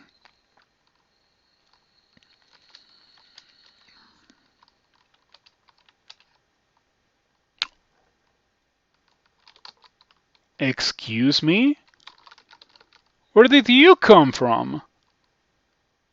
What summons silent specters? What happened here? Because it appeared out of nowhere. Like, what summons silent specters? As far as I know, there's nothing in this game that will straight up summon a silent specter. Yeah, I cannot really think of any one effect that summons silent specters. I don't know if it's like a thing that can happen if you corrupt. Maybe it landed into a teleport trap that teleports there. I have no idea. Like I actually I don't know. I don't know this time. I don't know what happened or where that thing came from. Um, but if you can corrupt and it can summon an acid or it can summon a silent specter, then you probably should not use corrupt at all, unless you can deal with being silenced and tormented. Um, but yeah, I feel like I got barely away with doing this. I thought that it was going to go much better, but it definitely didn't. It went pretty bad, and not only because I messed up and I did something that I shouldn't have done, but also because like I came pretty close to dying. That was surprising for sure. But now I'm safe, and we can just like auto travel and pick up my loot. And by the way, look at that +8 quick blade. That is definitely an endgame weapon for a character, not for my character, but for a character, and for a character that I'm going to be playing on this playthrough, of course. Mm, Pretty good plate, but not better than what I currently have. And oh, this is good. That is pretty good. That is actually incredible. I'm probably gonna pick that up and I'm probably going to use it because that's how good it is. Um, yeah, we can turn on throwing. That actually blows my mind a bit, how good that crossbow is. You had a game that spawned a D4 Abyss portal today with lurking horrors, but it was behind. Well, it was a portal bolt, right? Well, not really a portal bolt, but a transporter bolt. So you needed to enter a transporter to go in there, and it was probably like a ghost bolt. There was a ghost in there, and the lurking horror and the Abyss portal. I guess if you really want to do Abyss for any reason, you can do it early with one of those portals. Mm, yeah. Unfortunately, even after doing all of that, we didn't really get anything that we were looking for. We did get something that I want. Now that I have it, of course, the Arbalest of Speed.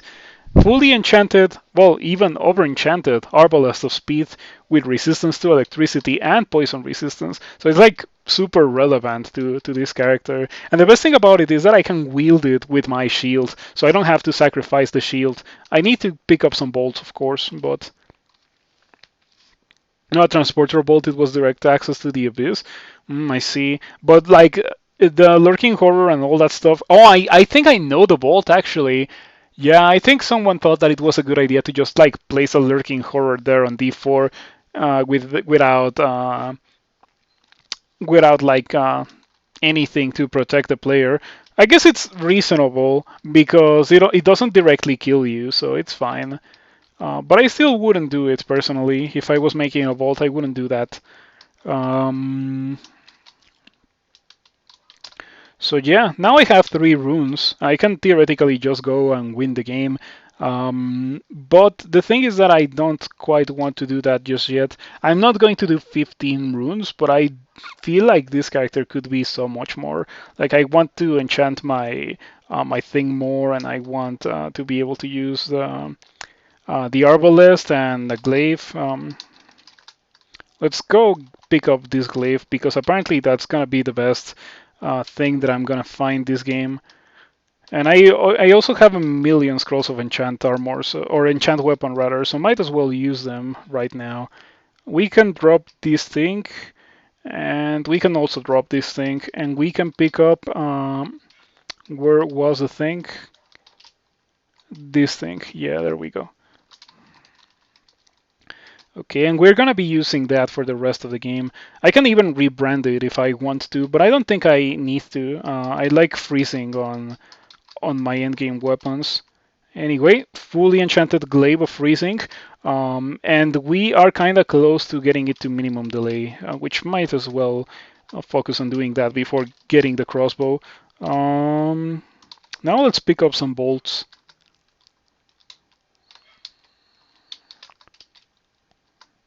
Yeah, it's gonna take a while because I'm gonna pick up all the bolts that I haven't picked up for pretty much the entirety of the game.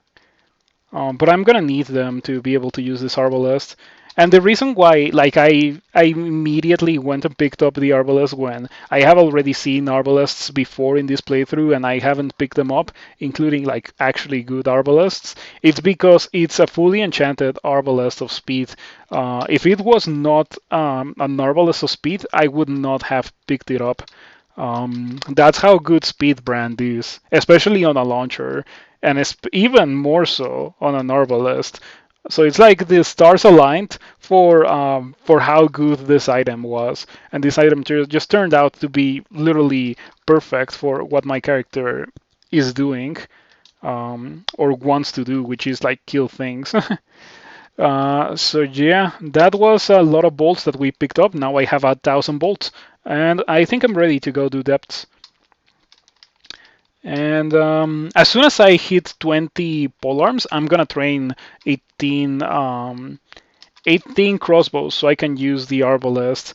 I can use it right now because of the speed brand, but it's not ideal. And when I have it at minimum delay, it's going to be so good. Yeah, like just to see right now, I fire it at 1.2 delay, 1.3, 1.2.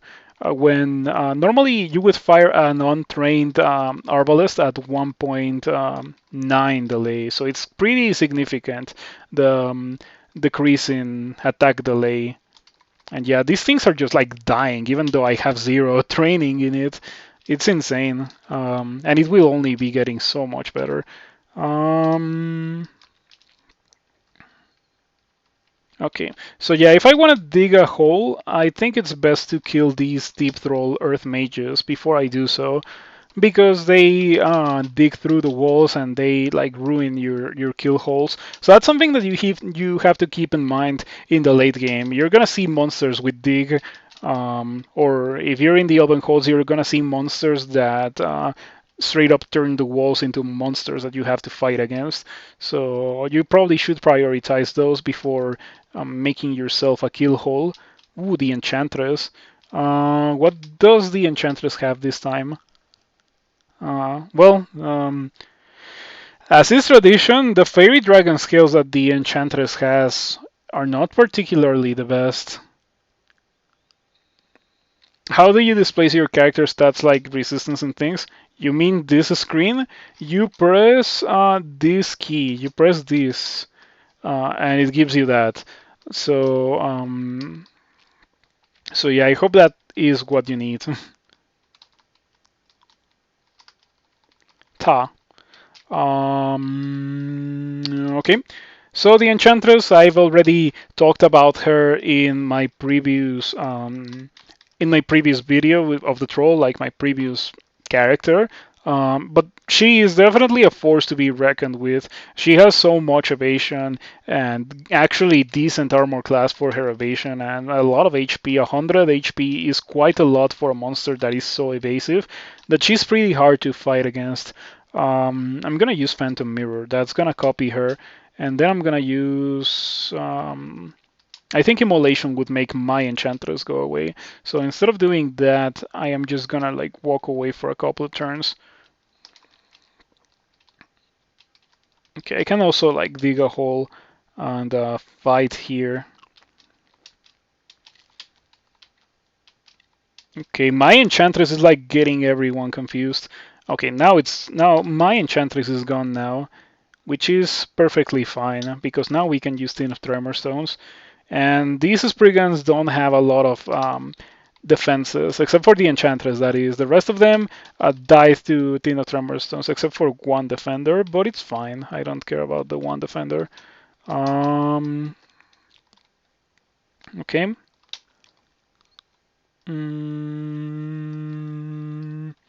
Maybe dig again and like make a Chimera. Okay. Okay, we can be confused. No, that is not that terrible. It is pretty bad because while you're confused, you lose the ability to block. But we still have a lot of armor class, so it's not that big of a deal. Now I would like to wait it out, but let's see what happens. All right, perfect. Summoning the Chimera definitely helped. Yeah, I think the Chimera killed the Enchantress because it happened to be able to constrict. Yeah, it just hits so hard. And can constrict, which reduces her evasion, and it also deals consistent damage. So that went extremely well, I would like to say. We've definitely had worse fights with this character. Um, So yeah, I feel like we're doing quite well, and at this point, um, I feel very confident in what this character will do for the rest of the game. Like I don't think I'm gonna die now. Um, I still would like to have more enchant armor, but unfortunately, not a lot generated this game. In fact, unusually little amounts of enchant armor have generated, even when taking into account the amount of shops that I have seen. I saw a bazaar, and the bazaar had like nothing for my character. That was a bit surprising. Mm, okay. Okay, we're about to hit 20 polearms, which is excellent. Next stop is gonna be 18th crossbows because that gets me minimum delay on my arbalest, and we're gonna go for glaive plus arbalest for the rest of the game. We don't really need anything else to win the game. That's how good the arbalest is.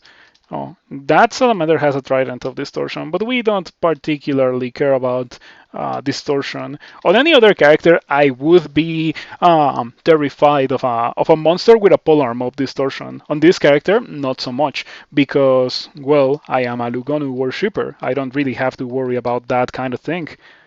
Um, Perks of being with Lugonu. But Lugonu is not really a god that you can just like start a game and be like, oh, I want to go Lugonu. I'm gonna go Lugonu this game. Unfortunately, Lugonu Saltars only generate in the Abyss, or very rarely outside of the Abyss. It's like almost a thing that never happens. or it like happens extremely rarely. So if you want to play a Lugonu character, I recommend you to start an Abyssal Knight. And if you want to start an Abyssal Knight, might as well start a 4-Missit Abyssal Knight and just like replicate what I'm currently doing. It really is, in my opinion, the best way to play Lugonu and 4-Missit and Abyssal Knight. Um, you have to keep in mind that the early game of this is not as good as like as it would be for a normal melee character. Um, you don't really you're not really as powerful as a fighter. You're still decent, but you need to keep in mind that like go back to part one of this character and look at the early game. The early game, like getting past Lair took me, or getting to Lair took me like more than an hour.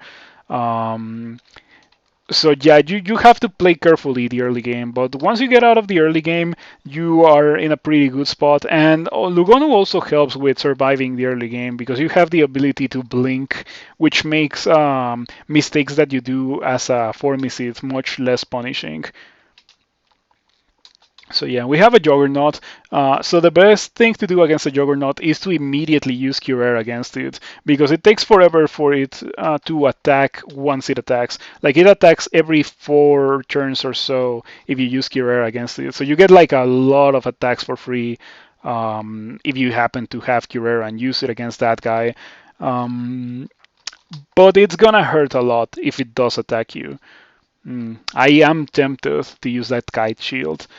Um, the Kite Shield might be good because I don't really have poison resistance, and I would be losing some shield, but I don't think it would be that much. Let's see actually what happens. Mm, I don't think it tells you. Well, that's interesting. I would think that it would tell you if you switch to the shield, you would lose like X amount of shield. Yeah, I only lose 6 shields. I think I'm okay with making that sacrifice in order to have poison resistance, because we're getting to the point or we're getting to the end game, and in the end game there's gonna be a lot of golden dragons, and golden dragons do the same thing as swamp dragons do. They shoot clouds of acid, or not acid, but they shoot clouds of poison. So if you don't have poison resistance, that poison will severely poison you. And in this version, poison is like pretty buff. You can get extremely damaged by poison very fast. So having the resistance is definitely a nice thing, and you should like always try to get it before SOT. Okay. Well, that is not good. Yeah, that happened because I didn't have poison or resistance to electricity. Ouchie. I wish I could fear or do anything against these guys. The Titan is way too powerful. Mm, that is really bad. I wonder if I can do anything to not die here.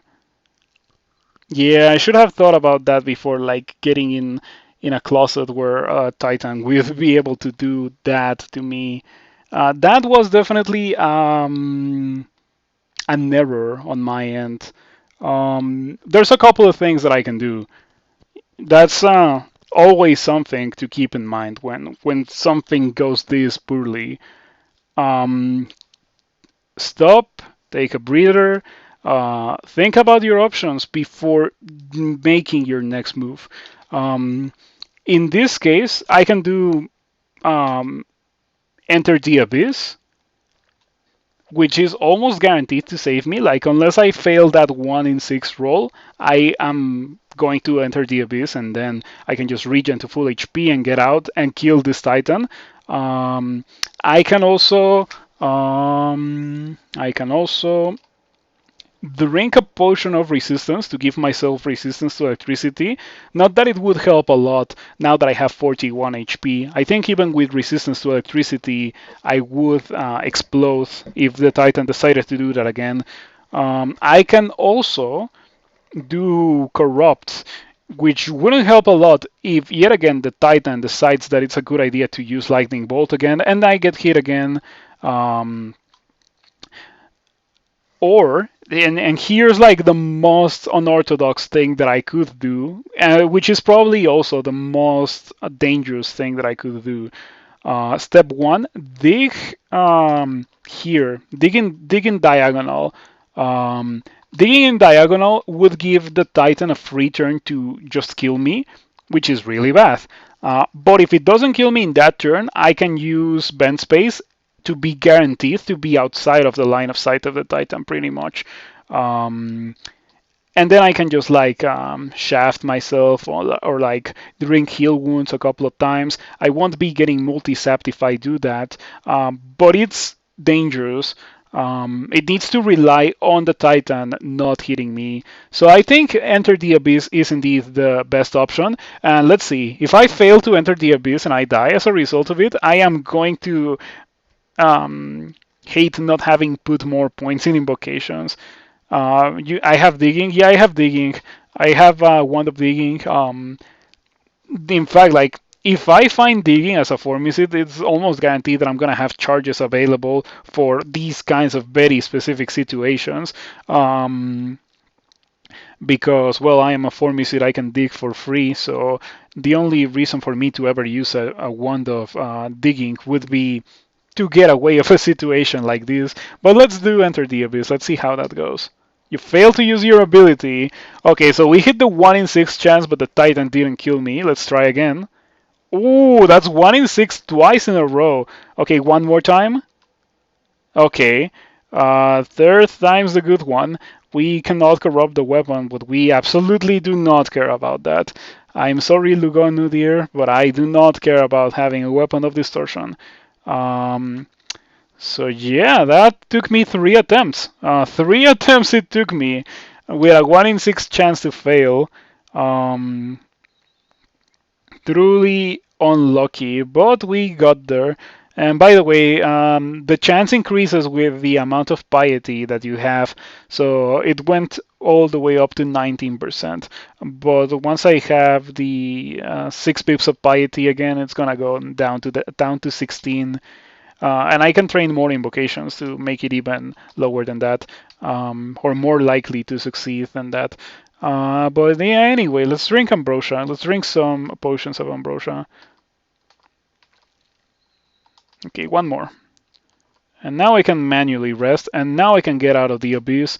And it's gonna be extremely safe for me to do so. Yet again, I can just like keep exploring until I find a way out, or I can just get out for free with Lugonu. I think I'm gonna explore a bit, and it's free to explore a bit with a character as powerful as this one.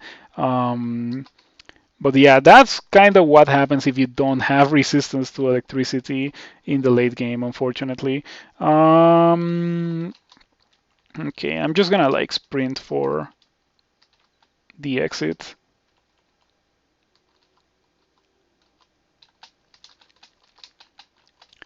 Okay, now we are gonna put on some resistance to electricity. We need that right now. Okay, we're fine with that.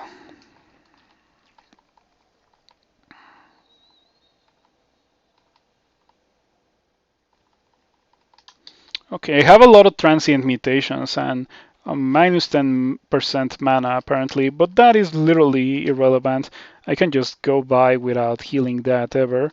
So yeah, that was sketchy, but we managed to survive. And I think I'm just gonna stick with having resistance to electricity for the rest of the game. I'm just gonna drop these rings. I don't really see myself using them, to be completely honest. That was an experience. Yeah. There was also something that I didn't consider that I could have done, and that would have been reading a Scroll of Silence. Reading a Scroll of Silence would have guaranteed the Titan not to use either Airstrike or Lightning Bolt again, which would have greatly increased my chances to survive. But on the other hand, reading Silence would have also prevented me from doing any other things. I would have been forced to fight there. So yeah. Yeah, the Titan did hit me twice with the bounce. It cannot hit you 3 times. It used to be the case that it could, but it was changed into not being a possible thing a million years ago. Well, actually, more like almost 10 years ago. Um, but yeah, it can still hit you twice, and you can also hit monsters twice with your own lightning bolt if you have that. Um, so yeah, this game is fun. But yeah, it definitely like 100%. It hit me twice. That's what happened, and that's why I exploded. What was that? What was that? Did I check it? Ah, it's a helmet. Well, just out of curiosity, let's go and step on it. It's not good. So I'm not too sad about being a formicid. Uh, well, actually, not about that item, but I do have the Mask of the Dragon in the same shop that had the crystal plate that I'm currently using. I also have the Mask of the Dragon, and I cannot use that because I am a Formicid and I have antennae. So for some reason, the antennae prevent you from using a mask. Don't ask me how that works because I cannot really tell you. What I can tell you, however, is that that is indeed how it works. This game is interesting indeed. Ooh, Mana just got absolutely owned. Yeah, I just sat here and shot bolts at everything until everything died, and it worked perfectly for me. You know what? Let's just get a corridor for that. Okay. As always, this is a technique that you can use with every formicid. You just have to dig a hole and like sit here and kill everything. Okay, maybe we want to use File of Lots to prevent you from doing nasty Asterion things. And now I can just like kill Asterion. Yeah. Okay, that went extremely well. It's just a nice thing that I kept in mind that I had a File of Lots, and that File of Lots is good against Asterion. Otherwise, things could have gotten kind of nasty. Asterion can also multi sap you. Okay, that thing is getting annoying. The flay is definitely piling up, but fortunately you get back all that HP as soon as the flay monster dies, the flaying ghost, the flayed ghost. That's what they are called, flayed ghosts. So yeah.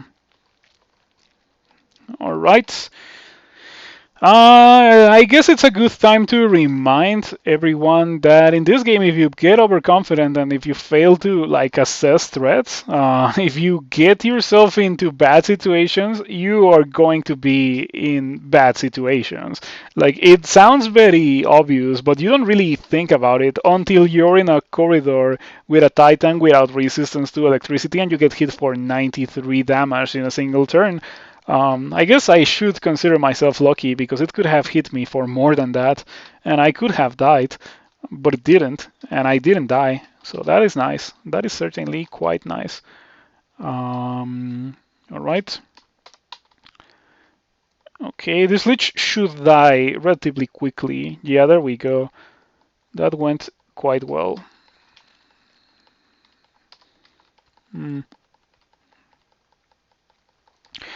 So this character has very nice items, right? But I would definitely like it if this character also had more scrolls of enchant armor and maybe a better pair of boots or a tower shield with a brand.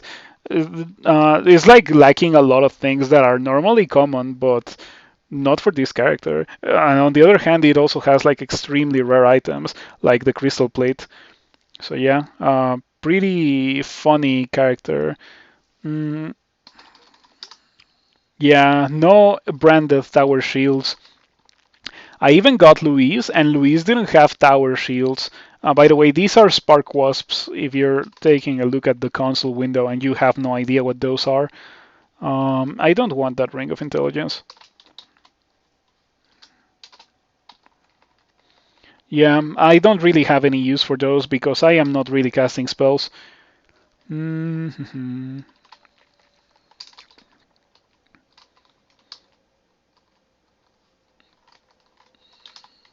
Okay. For experienced evocables, I am missing Condenser Bane. So unfortunately, I think they're much rarer now than they used to be. I've had entire playthroughs where I don't see either Tin of Tremor Stones nor Condenser Bane, and it's kind of a shame because they are two very powerful items that you want to see on any character pretty much. Like there's no one character that doesn't become immediately significantly stronger from finding those items. Um, yeah, finding those items is always an extremely good reason to train evocations. Not that you should not train evocations if you don't find them, but you should probably train evocations even earlier if you do find them early on. Alrighty, easy Berserker.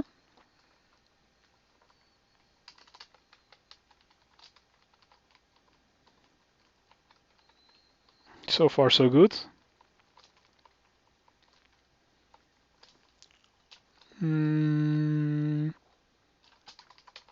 I see that there's like a random piece of armor there. Oh, it's a chainmail. Huh. For some reason I thought that it was a Randart, but it's definitely not. And yeah, we're getting to the point where I can just like use my Arbalest at any point in time that I want to, which is extremely good because it's a high damage weapon. And now I am swinging it almost as fast as my glaive, and it will be getting even faster. We found Scrolls of Enchant Armor. Finally, after so long, we found Scrolls of Enchant Armor. Let's go get them so I can use them on my crystal plate. And again. Alright, now I have 36 armor class. A gateway to a ziggurat. I could go in and I could probably do with my character, with what it currently has, I would say that I can do up to 20 levels of a ziggurat. Depending on what I get, of course, because if I get mummies or I get pandemonium lords, or I get a fire level or a nice level, like things can get pretty bad. But if all I get is like lair and snake and swamp and that kind of stuff, I can probably kill them all with no big issue. Also, no, I was thinking that maybe I could dig a hole in a ziggurat, but I don't think you can. Yeah, never mind. You cannot dig holes in ziggurats. I'm pretty sure you can't. At best, I could use Corrupt and hope that Corrupt digs a hole for me, but you should never rely on that. Alrighty.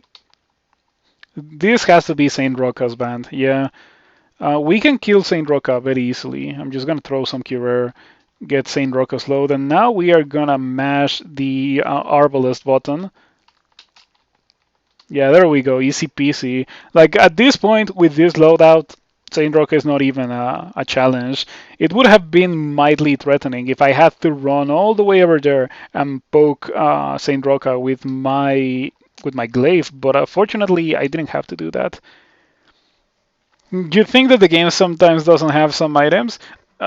Every game generates with every like base item, but the thing is that sometimes they are just like rare enough that you just don't find them in a normal 3-room playthrough with like Elf and Bolts 5. If you go into a ziggurat and you do enough floors of a ziggurat, you're guaranteed to eventually like see everything, every on Randart, every scroll, every potion, everything. But the thing is that that is like an extraordinary character. For normal characters, there is indeed a possibility of never seeing some types of items. Um,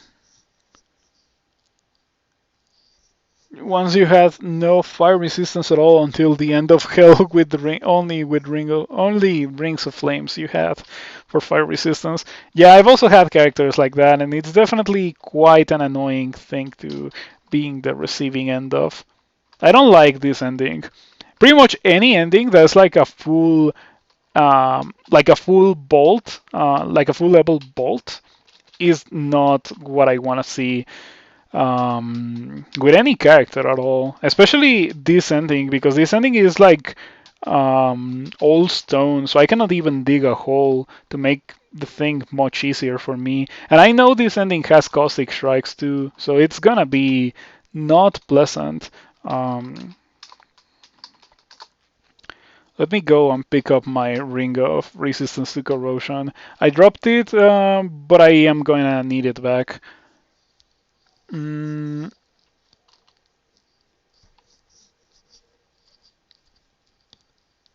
so once I get minimum delay on my arbalest, I'm gonna turn on fighting armor and maybe invocations until the end of the game. And yeah, and I'm not gonna check that menu again pretty much. Um,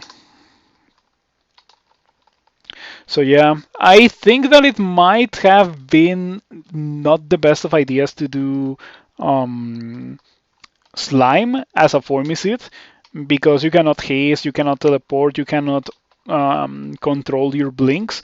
So escaping the bad situations that I was in slime was actually like a bit of a difficult thing to do.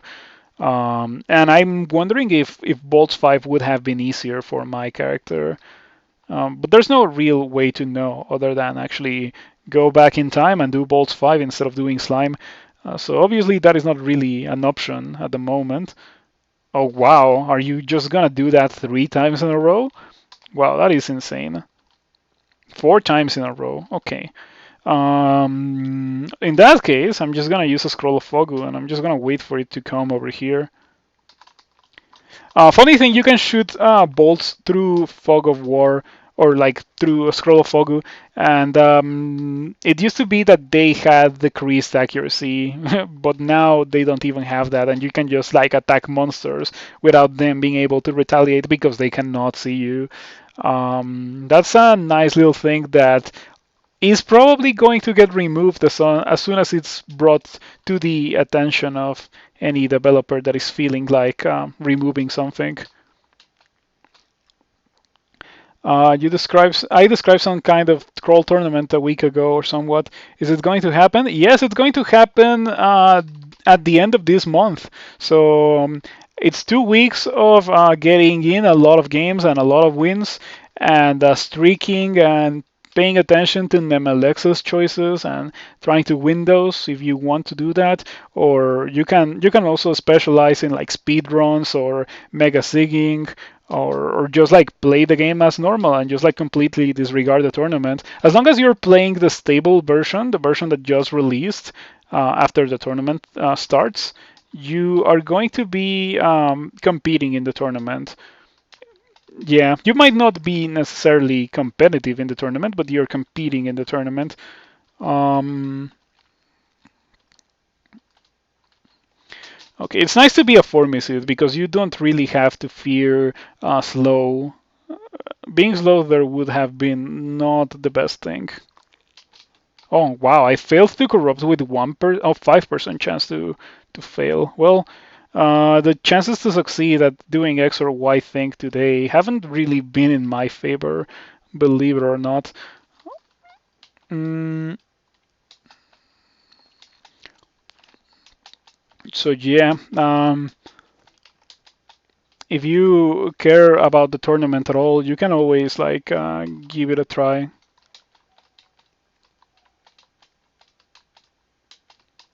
Oh wow, there's so many monsters. Like Corrupt is a pretty crazy ability, as you can see. So I'm just gonna like walk away from that mess, and hopefully my summons kill a lot of things. Ooh, I am silenced. Better not to be silenced. Yeah. For some reason, like sometimes I get silent specters. What is up with that? I wonder if I should kill it. Okay, nice. It got killed by other neutral monsters. Very convenient. You don't find any information about it. I can probably get you a link, but I don't think I'm gonna be able to do so while I am streaming.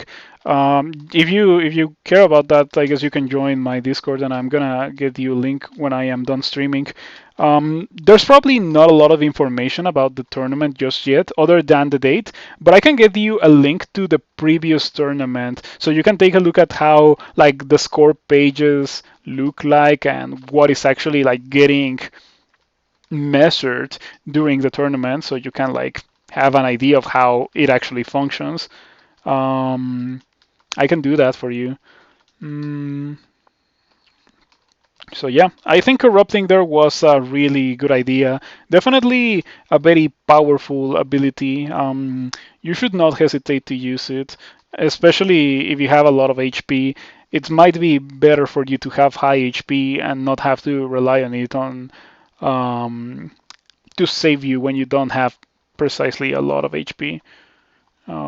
Okay, Ruined Ledger Tank. Let's check it out. Okay, it would have been a pretty nice Ledger Tank, but I already have my fully enchanted Glaive of Freezing, and I also have the Arbalest, so I'm not gonna train a third weapon type, and I'm definitely not gonna be enchanting that.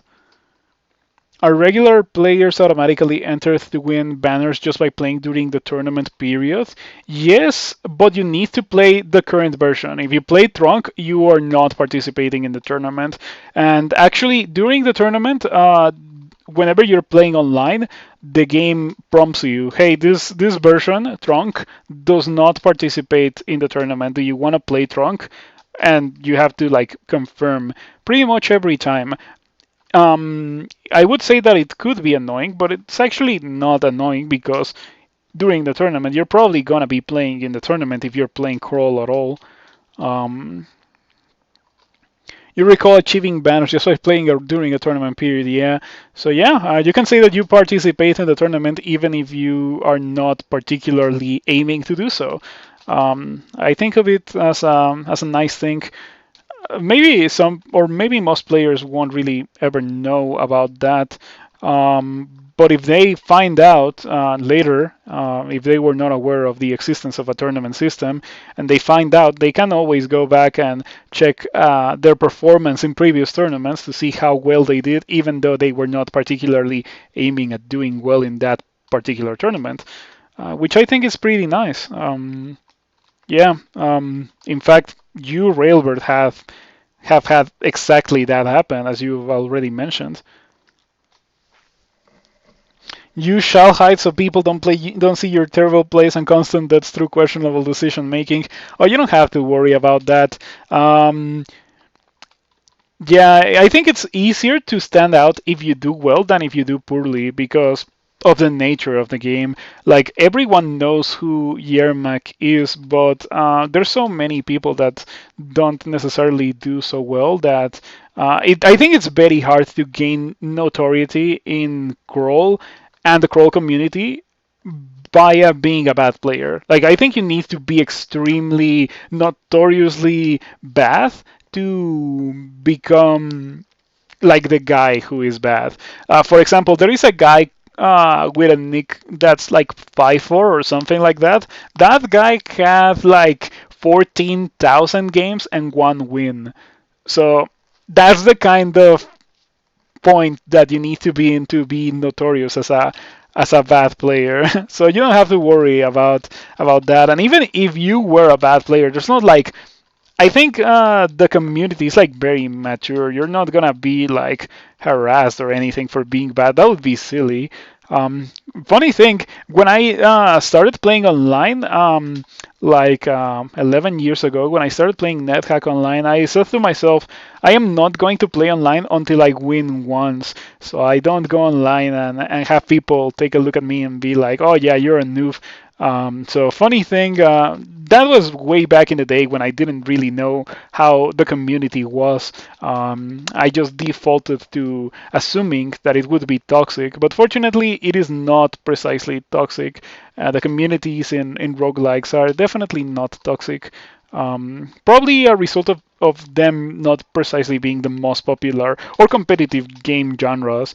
You're not really doing PvP in Dungeon Crawl Stone Soup or most of these games. You're uh, playing against the game. You're like testing yourself against the randomness of the single player, which tends to foster less toxic communities. I feel like competitiveness and games like that mm, often, not always, but often result in toxicity. A good example of a community of fight, of, well, of a community of games that are by design competitive, that is not toxic, would be the fighting game community. Like you can compare the fighting game community to like I don't know, the League of Legends community, for example, and you can see that one of them is like drastically different to the other one. Probably because like there's always like players looking to improve and like new players coming into the fighting game scene and like veterans that are always trying to get new players to play against them, like new competition and like actual competition, not just like dumpstering new players, because who really has fun with that? So yeah, everyone is always looking for others to improve in the fighting game community, which is not really the case in other communities. Um, you have encountered some crawl players elitist. Yeah, I guess that is kind of natural, but elitism and toxicity are kind of different. Toxicity is like straight up bad, and elitism will mostly make you look like a buffoon, I think, because everyone was a noob once, and everyone, well, new players will keep getting into the game, so it's always nice to be friendly towards new players and like understanding, because they don't have the experience in the game that you have, and you once had no experience in the games too. So it's always nice to keep in mind where you came from. Yeah, that is my opinion on that. So yeah, this was a very nasty level, but fortunately there were no caustic strikes, or maybe there were, and I just killed them easily.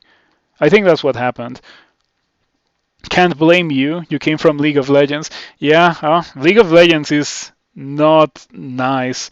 I think the issue with League of Legends is that it's multiplayer based. So you can never really tell if you lost a game in League of Legends due to your own actions, or if it was because of the influence of another player, which that kind of thinking will only drive you down a path of toxicity. Like that kind of thinking and that kind of game is going to inherently devolve into toxicity because of how it is.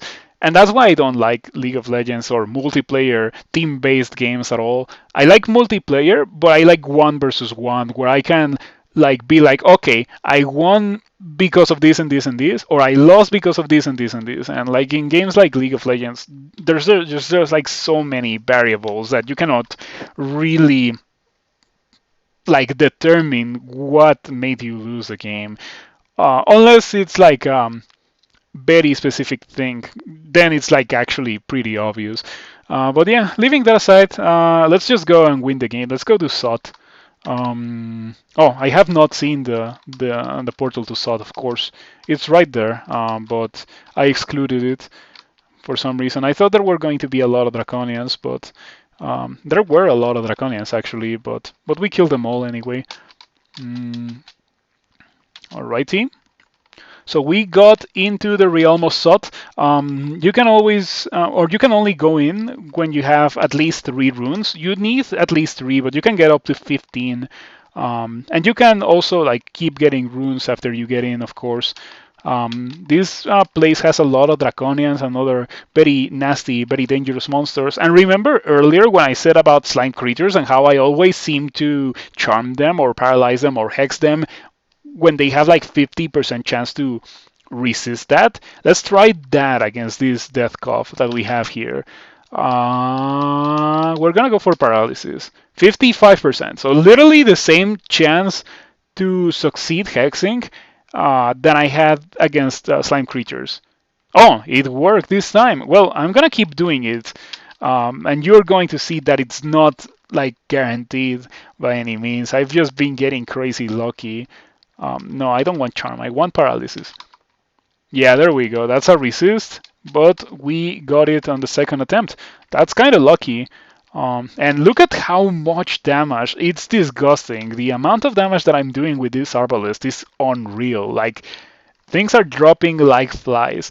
Um, I guess that's kind of what happens when you have 34 strength, a fully enchanted arbalest of speed, and the gloves of or the gauntlets of war. Like the gauntlets of war are a fantastic item. Definitely worth sacrificing resistances for them. As long as you have one pip of resistances, like the second and third pips are not really that essential. Um, are you going to form a team for the tournament? I kind of want a team, but I don't really have teammates. I guess I could play with viewers if, like, I could form a team with viewers if that seems popular enough. Um, but so far, no one has really mentioned that to me.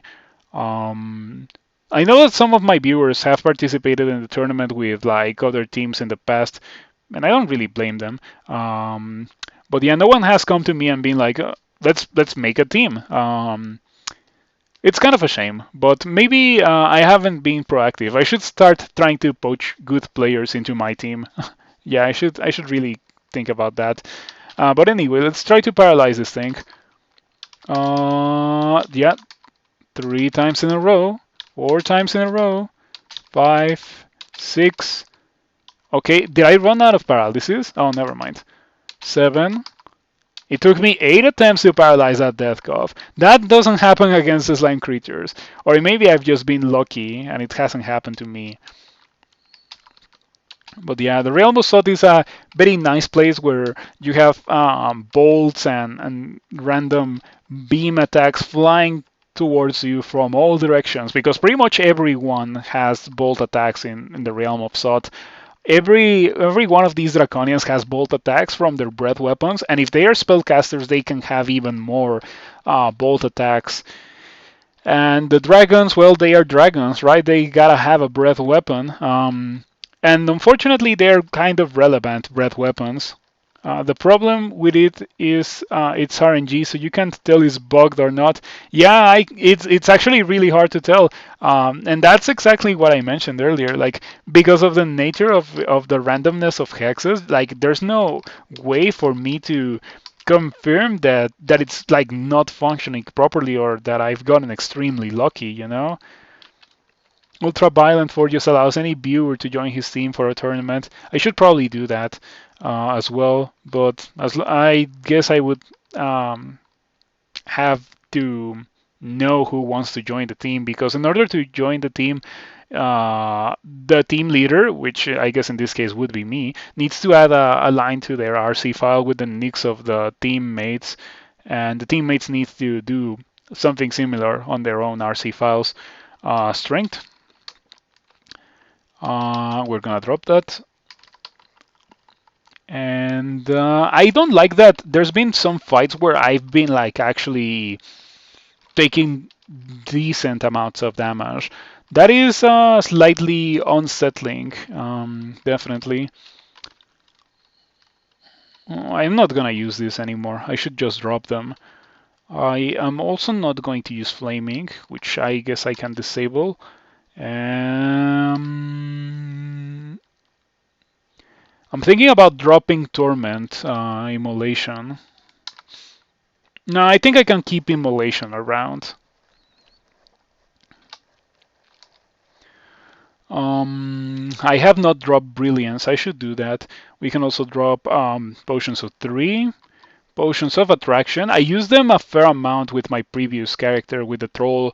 This character hasn't really had the need to use Potions of Attraction, though, because it's significantly tankier than the Troll was. So it can take a couple of turns of just like ranged attacks from Yaktars and stuff like that. Or I guess yeah, at this stage of the game, it's more like Draconians and Dragons without having to pull them with attraction. And I can always like dig a hole and just like sit here and fight 1 versus 1. Ouch. Fortunately, even though I got multi-sap this time, I do have resistance to electricity, so this time I didn't explode. And it just so happens that not exploding is a pretty nice thing.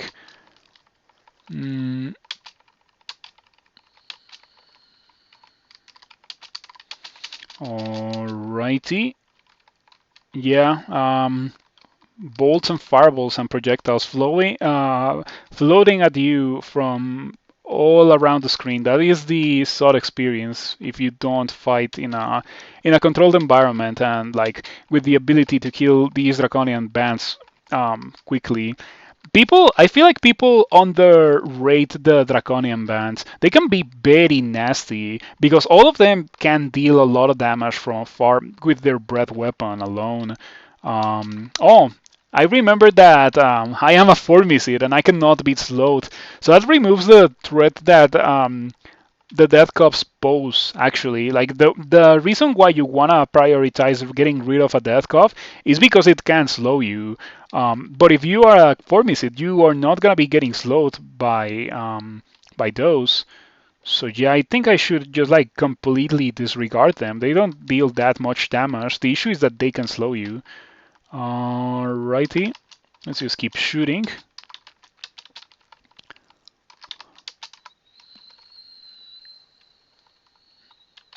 So far, so good. We can switch to the glaive now. Actually, I don't know what deals more damage between the glaive or on the arbalest. I think the arbalest, well, it has more base damage, and it also has faster attacks, but the glaive has a brand, um, leaving aside the speed brand, of course.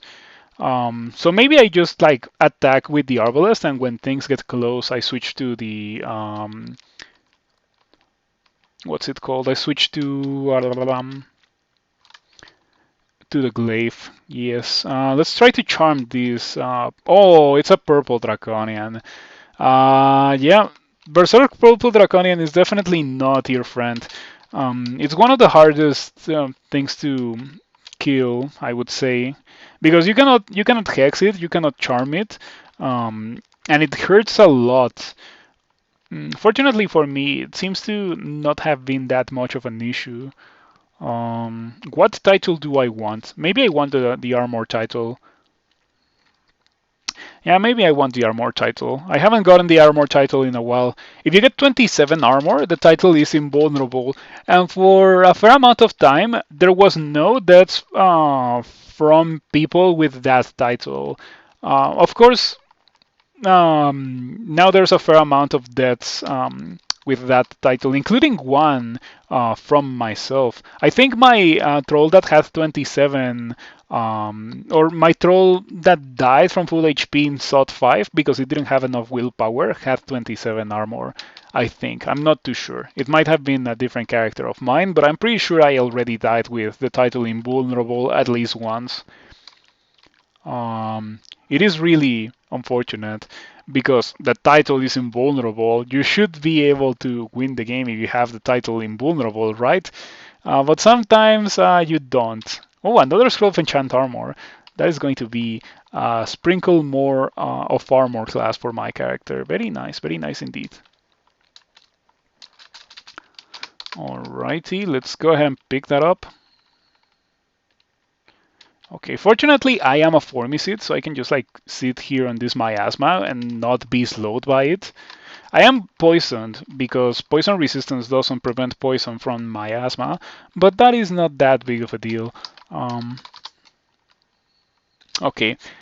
I find it a bit surprising that all the boots that I found this game are like +0 boots. I never found any boots that were better than what I currently have. Truly a shame. And by the way, I'm killing everything because I don't know. I feel like killing everything. I feel like this character is powerful enough to just like get away with killing everything. Though probably the correct thing to do with this character would be to not kill everything and to just dive, because I've already had a couple of encounters in SOT where my HP has dropped pretty low, and that is without orbs of fire or anything. So that is definitely not a good indicator for the power level and the resiliency of this character. Huh. The Death Cup resisted and then it kind of disappeared from the screen. What happened with that Death Cup? Oh, I think it was because of the lava. It failed to figure out how to reach me. Interesting. Okay, we can just sit here and poke all of these guys with my glaive. Okay.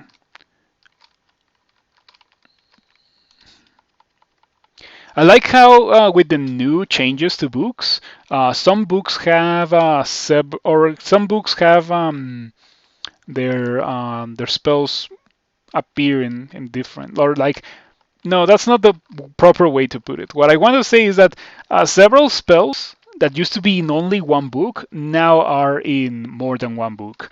For example, I just picked up a book of armaments and I got Lehudib's Crystal Spear. Not that it particularly matters to my character, and in fact, I haven't played spellcasters since the nerf to starter to book starts and the changes to books, which I don't particularly think of as a nerf.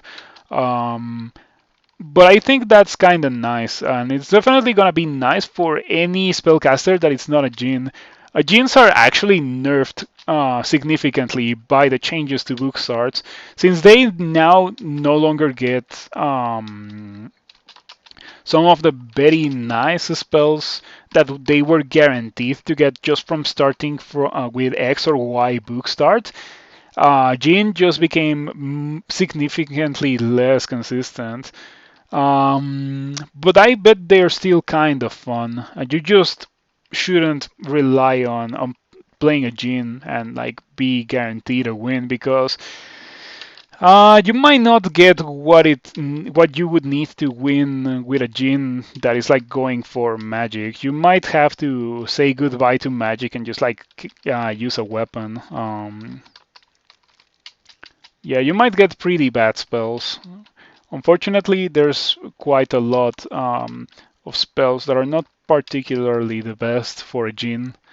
Um, oh, I I thought about it, but I didn't mention it at the start of the stream. I think I'm gonna like let people know that they should probably watch at 1.5 speed or so and like slow down in the important parts because I have listened to myself talk and I think that I speak like super slowly and I don't like to listen to myself at 1.0 speed. I whenever I am reviewing my footage for uploading to YouTube and stuff, I just like watch it at like 2 speed because like it's my own voice. I understand myself perfectly at 2 speed.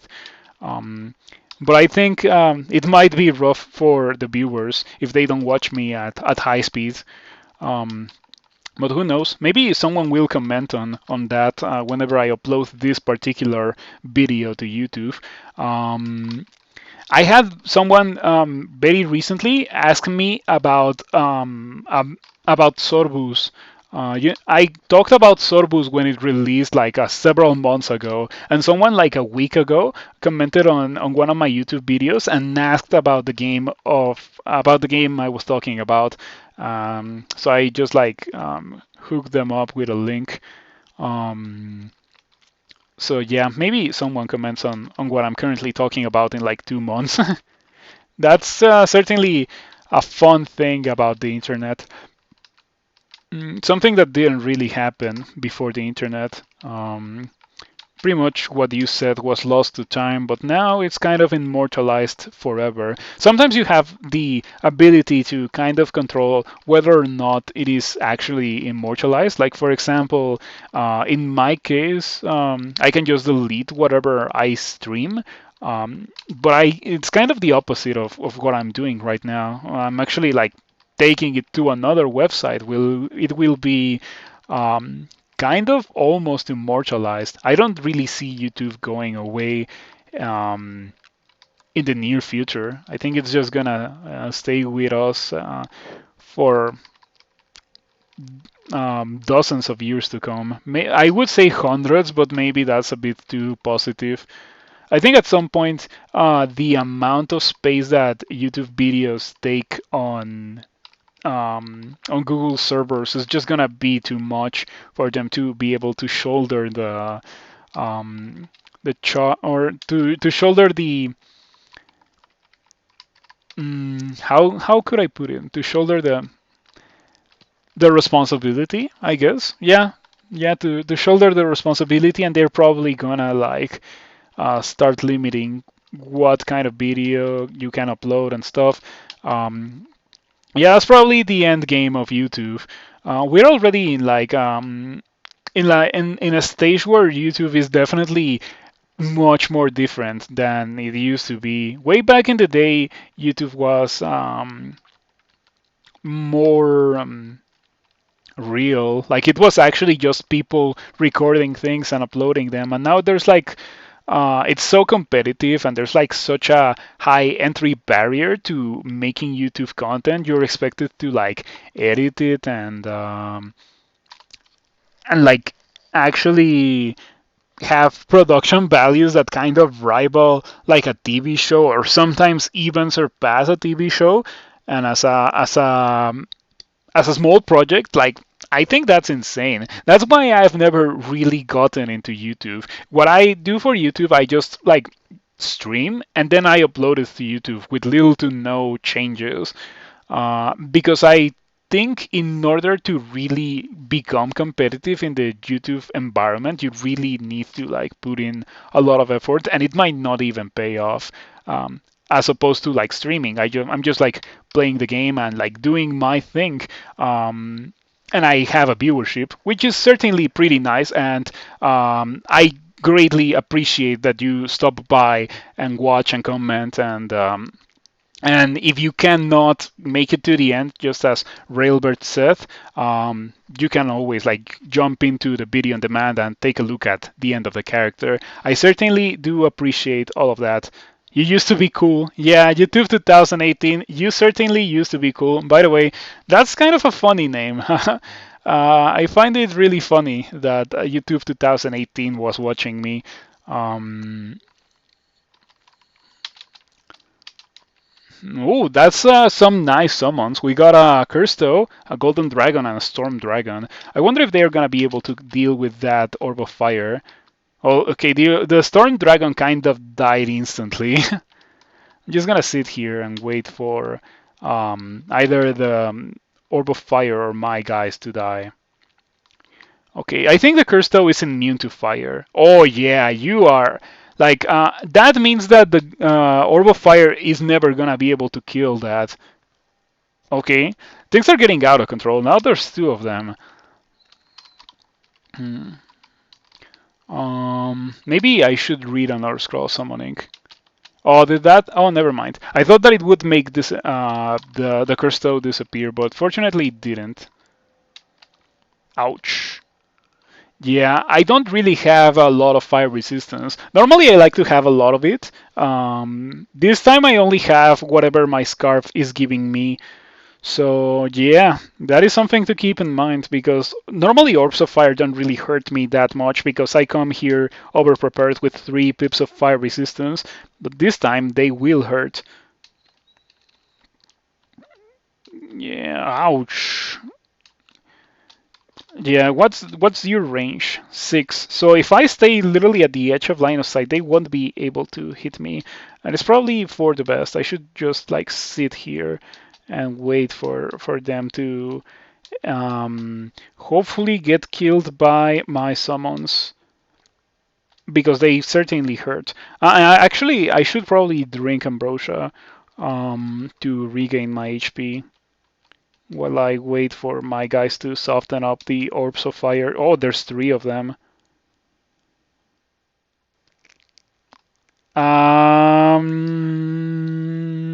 That is not good. Yeah, my Cursto dissolves into shadows. It didn't really do a lot to these 3 orbs of fire. One of them is heavily damaged, one of them is lightly damaged, and the one of them is just like unscathed. I'm confused. Let's just stop being confused. Oh, that's a Cursto. That's an enemy Cursto. That's not mine. Um, it's not looking very good, let me tell you. I should have probably left. This character is not the kind of character that can take on 3 orbs of fire at the same time. Ah, should have thought about that before, because as a Formicid I cannot haste, and these guys are fast, so every 2 steps that I take, the orbs of fire are going to take 3 actions.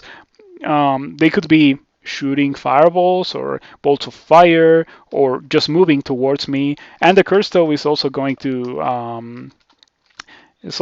torment me, so that is definitely pretty bad. Let's use these. Let's use one of these. I think I can make it to here, and I think I should probably put on the Ring of Protection from Fire instead of Willpower. Okay, Frailness is pretty bad, but we can deal with that. Where's my Wand of Acid? Where is it? Okay, there it is. We're gonna shoot a lot of that. I should probably turn that off and turn this off and train these too. Not that it really matters because it's literally the end of the game. So yeah, I'm gonna get seriously malmutated by these guys, unfortunately. But now I have 3 pips of fire resistance. I only have to drink a potion of resistance and put the ring of protection from fire. I am vulnerable to liches that sneak up on me, so fingers crossed for no liches.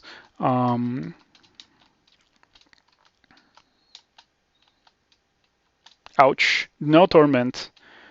Torment would be bad because Torment is normally not that big of an issue if I am not. Well, if the only thing that's like happening is the guy tormenting me, right? But if it has support, it's definitely terrifying. Um,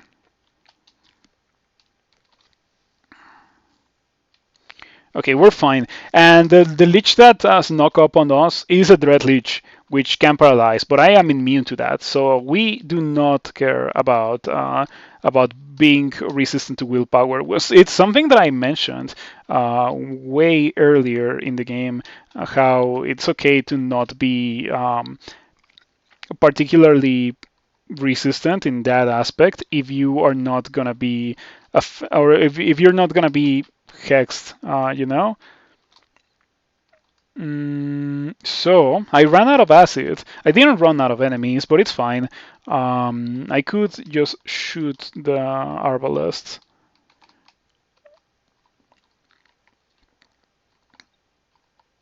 Okay. I still have resistance. Probably should heal wounds. Oh, the Herbal Fire is no longer covered in acid. That's kind of annoying, but it's fine. And yeah, look at that damage. That's 4 exclamation signs with my Arbalest. It's crazy damage for a weapon speed. So yeah, that went fine. Apart from Frail 2 and Strangely Shaped Body, which makes me lose 7 armor class. Definitely extremely annoying, and I'm going to get out of this level, and I'm gonna heal all of those things, or as much as I can anyway. Okay, let's do it again. There we go. Only took me 2 potions to get rid of all those nasty bad mutations. Not like there were a lot of them, but you know what I mean. I wonder if there's gonna be monsters that can actually like seriously hex me, or if I should just stick with what I currently have when it comes to rings. The next time I see a monster that can hex me, I'm gonna check. Okay, you can hex me, but it doesn't check willpower, so I'm not afraid of killer clowns enough, or in the sense that I would like to wear willpower for those. That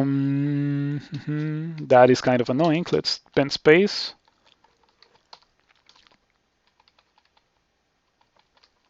So yeah, that fight against 3 Orbs of Fire, definitely what I would consider to be a close call, but we persevered, and now we are doing quite well against all these Orb Guardians. I can actually like just keep blinking away. Oh, I can.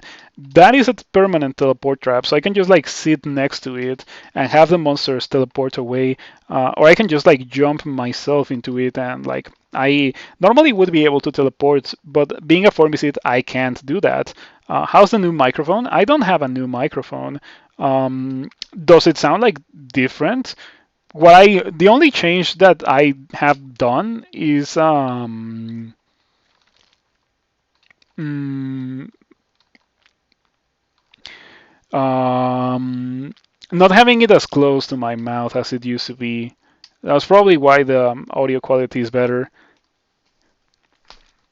Mm, so resistance. If I had haste, I would haste. I don't really have the ability to do that, being a form is it. I guess I can preemptively might in case I have to melee. Okay. 2 orbs of fire is definitely not what I want to see.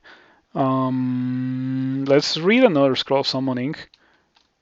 Yeah, that's the kind of consumable that is always nice to have around for SOT 5 specifically because it's so powerful in here.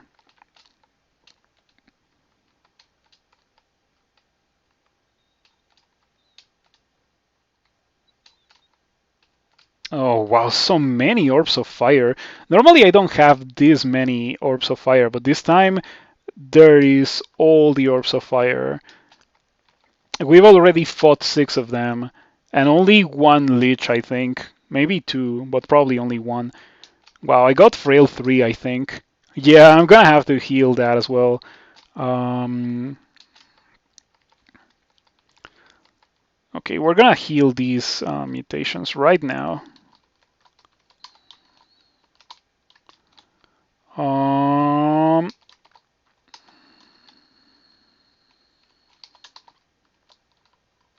that is not what I want. I'm almost there. Okay, that is perfectly good actually.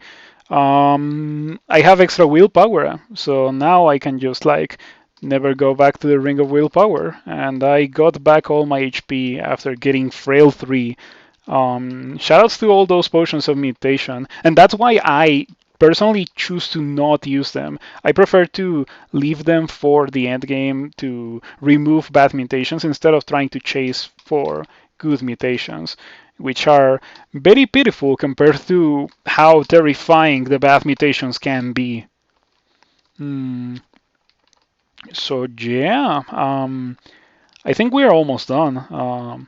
Oh, I didn't complete the rest of the level.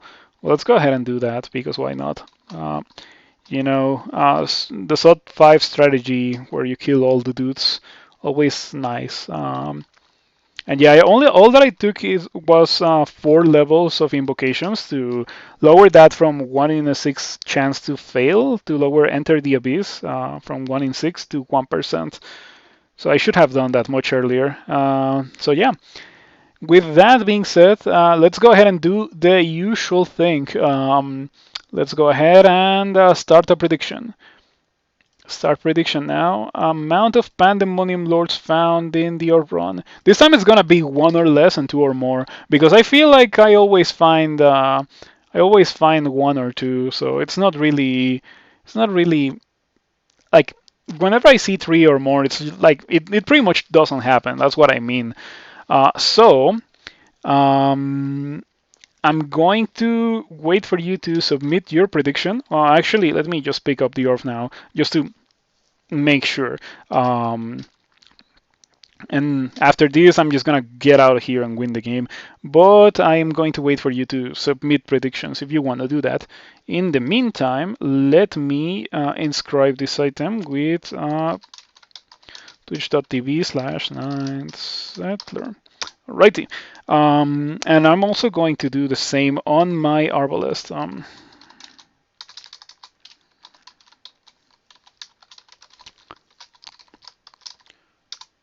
Alrighty. So I am just gonna wait for the prediction to be over. While we wait for that, I would like to remind you that if you enjoy this kind of content and if you would like to see more, you should consider following or subscribing on YouTube if you're watching on YouTube. If you're already following or subscribed on YouTube, you should consider subscribing on Twitch. That is a nice way to support me. You don't really have to, and I understand if you don't want to do it or if you can't afford to do it for one reason or another, but I would definitely appreciate it if you do. So yeah, with that being said, it's only just a matter of seconds for the prediction to be over. This time it's very low stakes, but it's certainly a prediction, so I'm not gonna cancel it. I'm just gonna go ahead and go to the 0 now. Okay, immediately we see a Tsitsi Mitu, which is not a Pandemonium Lord, but it's very close to one. It's a greater demon, one of the highest tier of demons that the game can generate. And definitely dangerous and scary. Righty. I am not going to pick up these bolts. Like, there's no point in me picking up the bolts because I have over, well, I used to have 4 digits of bolts, right? Now I don't. Obviously, I went on under 1,000, but I don't need them anymore. Like, I'm about to win the game, and there's no chance at all for me to be out of bolts before I am out of game, right? So yeah. Okay, I'm actually gonna turn these off and I'm gonna turn off, or I'm gonna turn on fighting and armor again, because why not? Not that it really matters for the same reason that I am not picking up the bolts, but why not? Let's train those things. Um, okay, we're on D10. So far we have seen 0 Pandemonium Lords, which is really good. I cannot complain because this character doesn't feel like the kind of character that you can just go around destroying Pandemonium Lords, despite my Arbalest of speed. Um, yeah, nasty Pandemonium Lord could get seriously nasty. Oh, by the way, I am a Formicid. I should probably do the thing that Formicids are known for doing and dig through all these staircases. Okay, wow. Believe it or not, we saw 0 Pandemonium Lords. So even though I lowered it, we still saw no Pandemonium Lords. So choose prediction outcome. Amount of Pandemonium Lords found in Orbron. It was 1 or less. Congratulations to whoever won channel points. Enjoy your 30 channel points, I guess. And this was a pretty fun character. Very powerful.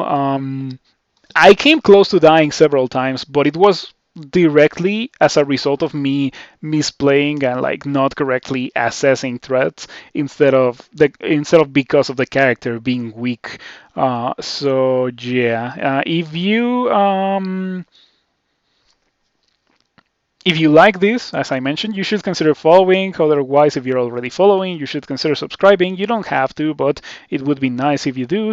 And with that being said, let me just wield them. Nah, the Arbalest is cool. We can wield the Arbalest, and I'm just gonna like press upstairs to win the game. So that is 2 wins in a row, 2 out of 2 in this new account. We have a 100% win rate in the new account. And that takes care of Formicid, Abyssal Knight, Troll, and Enchanter.